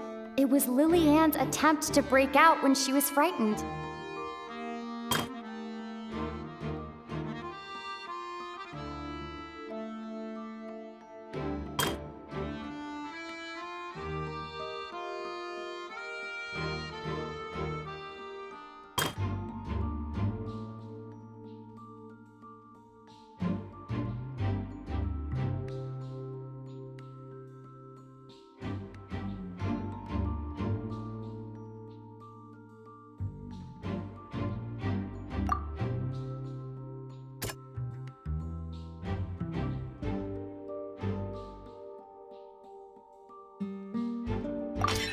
The flower vase was not broken to cover anything up, but was smashed during the struggle between Lillian and Cowell.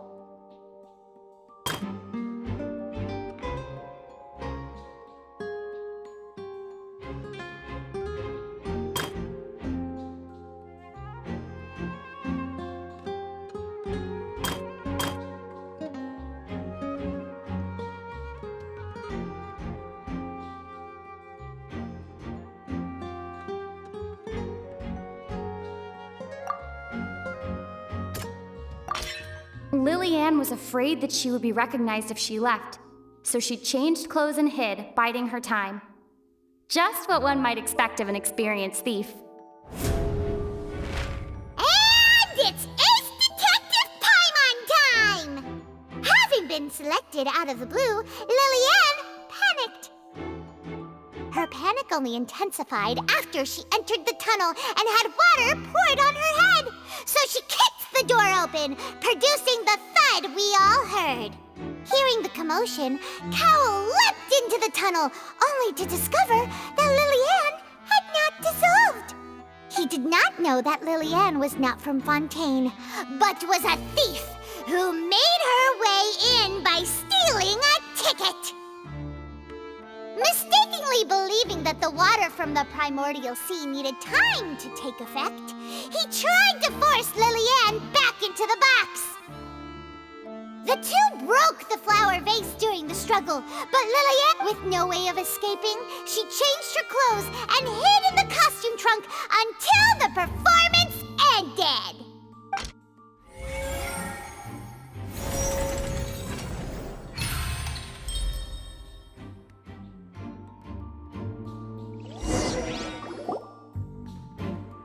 She knew that she would have to go through guard inspection if she tried to leave afterward.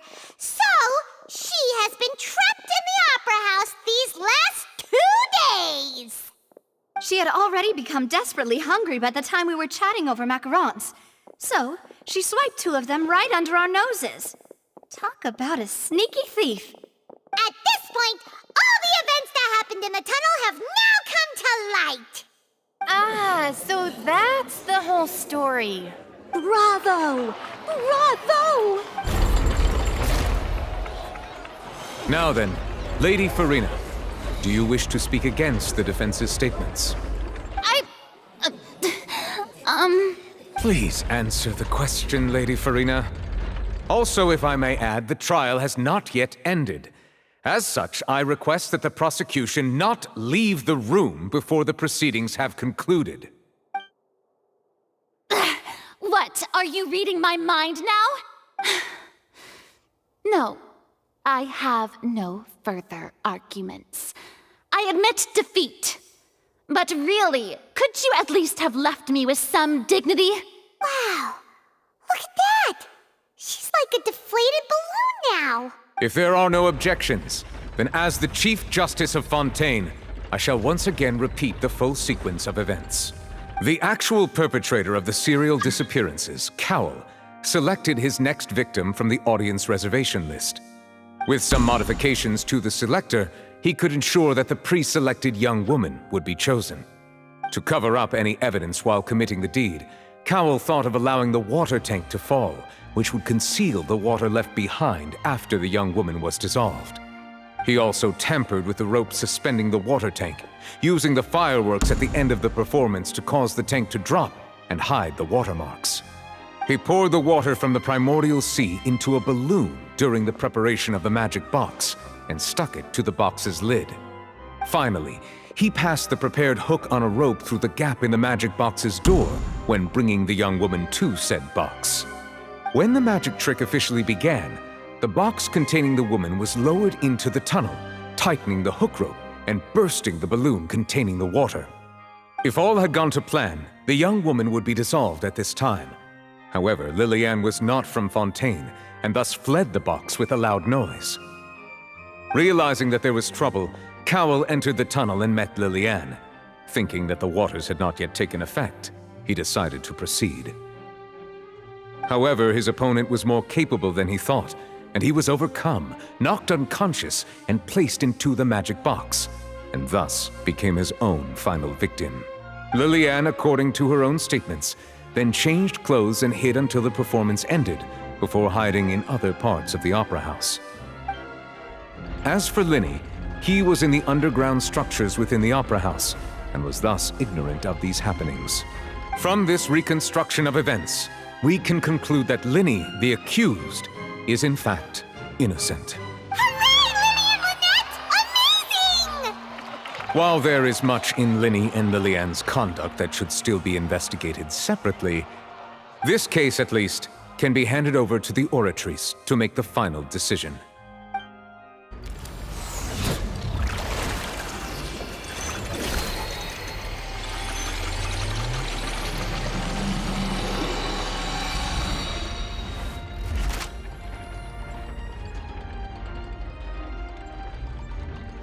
As such, Lyney and Lynette are officially declared not guilty.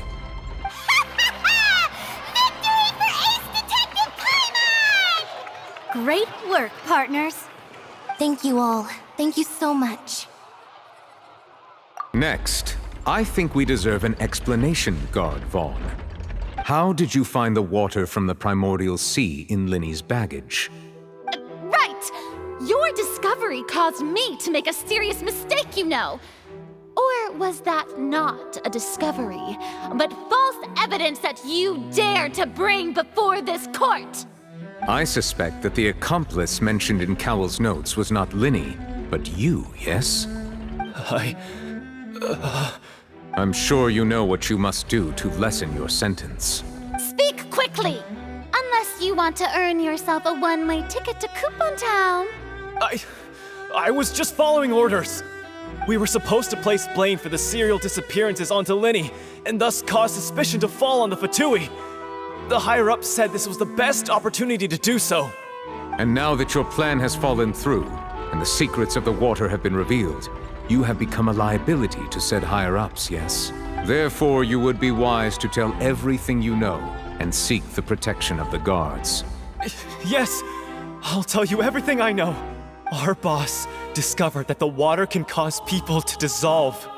It can also be made into a potion, which when extremely diluted, can cause people to experience unforgettable exhilaration. We've been in this business for a while now, and have made decent mora off it. The disappearances were also the boss's idea. I mean, this is the boss we're talking about. The...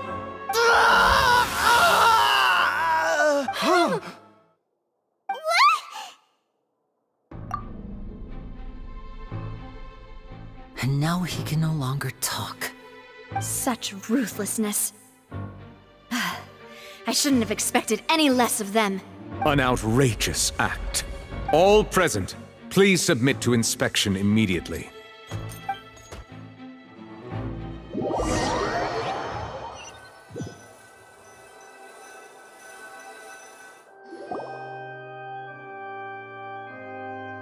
So, we're just going back now? That's true, but...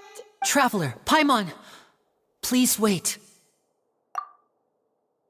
Lyney... I know you may not want to speak to me right now. Maybe you don't even want to look at me. But still, let me thank you again for defending me to the end, even after you learned that I'm a member of the Fatui. I guess. But regardless, I'd like the opportunity to set things straight. I didn't approach you with any ulterior motives or ill intent. I've spoken to you as myself, just plain Lyney this entire time. As for why I'm a Fatus, it's because the goals of the House of the Hearth align with those of an orphan like me. That's all.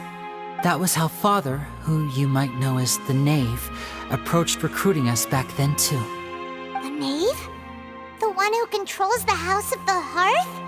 She's your father? That's right.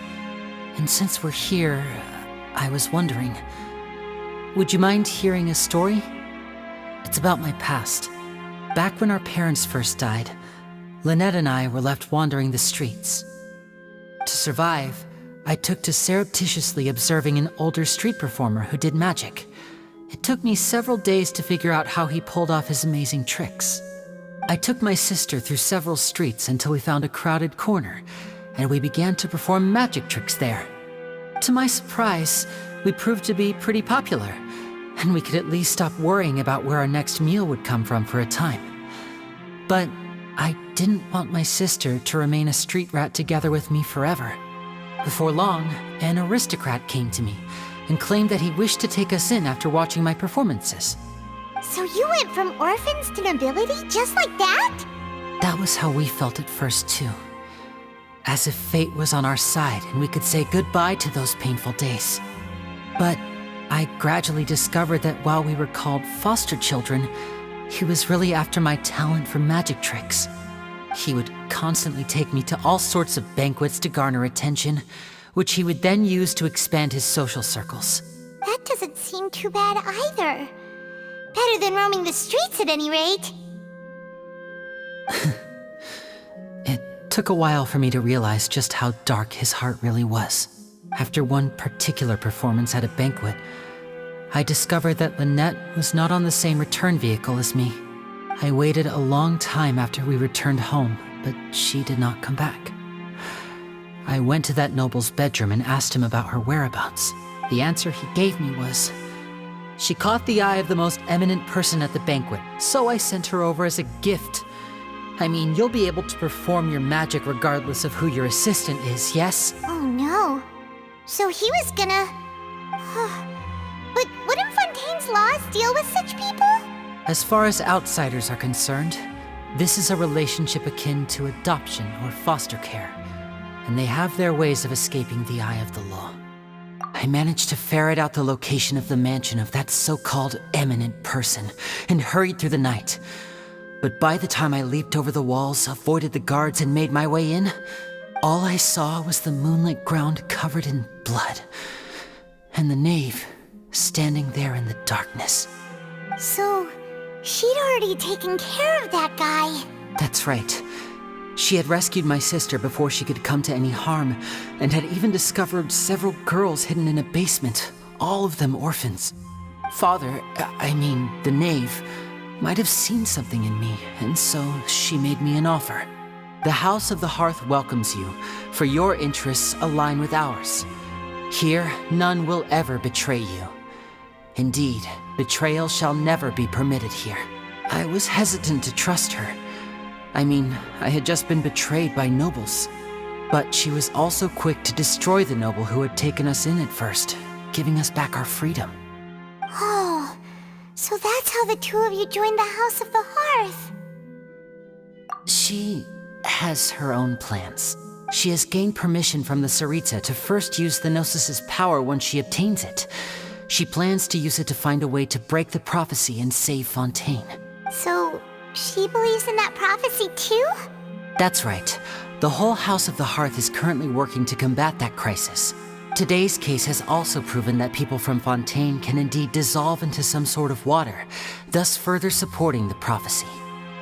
All of us house members here, Lady Arlecchino herself included, are from Fontaine. We won't give up on defending our homeland. To us orphans, the only connection we have left to this world, apart from our family, is our homeland. So, from small deeds like distributing magic pockets to huge schemes like stealing a Gnosis, everything is aimed at dealing with that prophecy. It's all right. I understand. The only thing I can do is relate all this to you. I just hope you can understand that even as a member of the House, I have never stopped making my own decisions, and that I believe what I'm doing is right. If you should need anything at all in the future, feel free to find me. I will do my best to help you, as plain Lyney.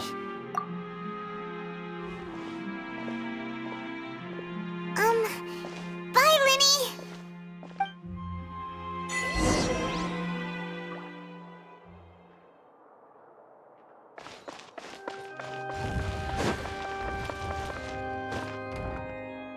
Quit following me!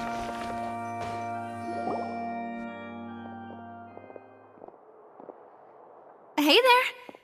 What was with the disappearing act you pulled right as the trial ended?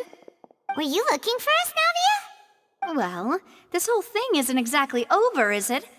I do feel that we're getting closer to solving the serial disappearances case, though. Don't you think so, too? Huh? What's wrong, my dear partner?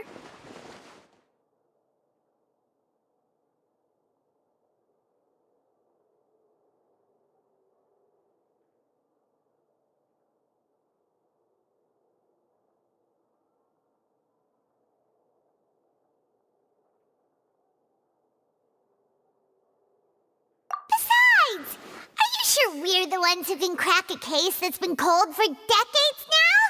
And given that there's new evidence from the trial, there should be a trail of breadcrumbs for the Hydro Archon's people to follow now, right?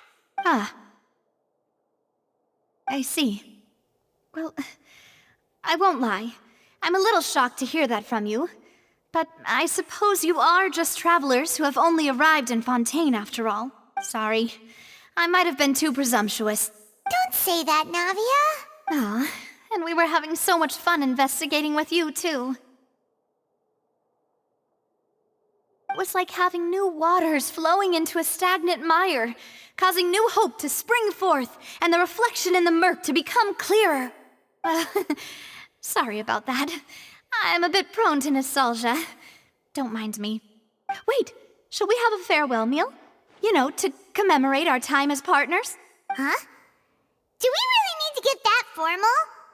Well, guess you really did treat us as partners, huh? Well, I'd just like to have a proper ending to every important memory. That way there are no regrets later. Anyway, it would just be a meal, so it shouldn't take up too much of your time. You don't have to twist Paimon's arm. If Boss Navi is treating, count Paimon in! Oh, wonderful. In that case, why don't we return to the court of Fontaine and head to the Hotel de Boer? I believe we'll make it just in time for dinner. All right then, let's have our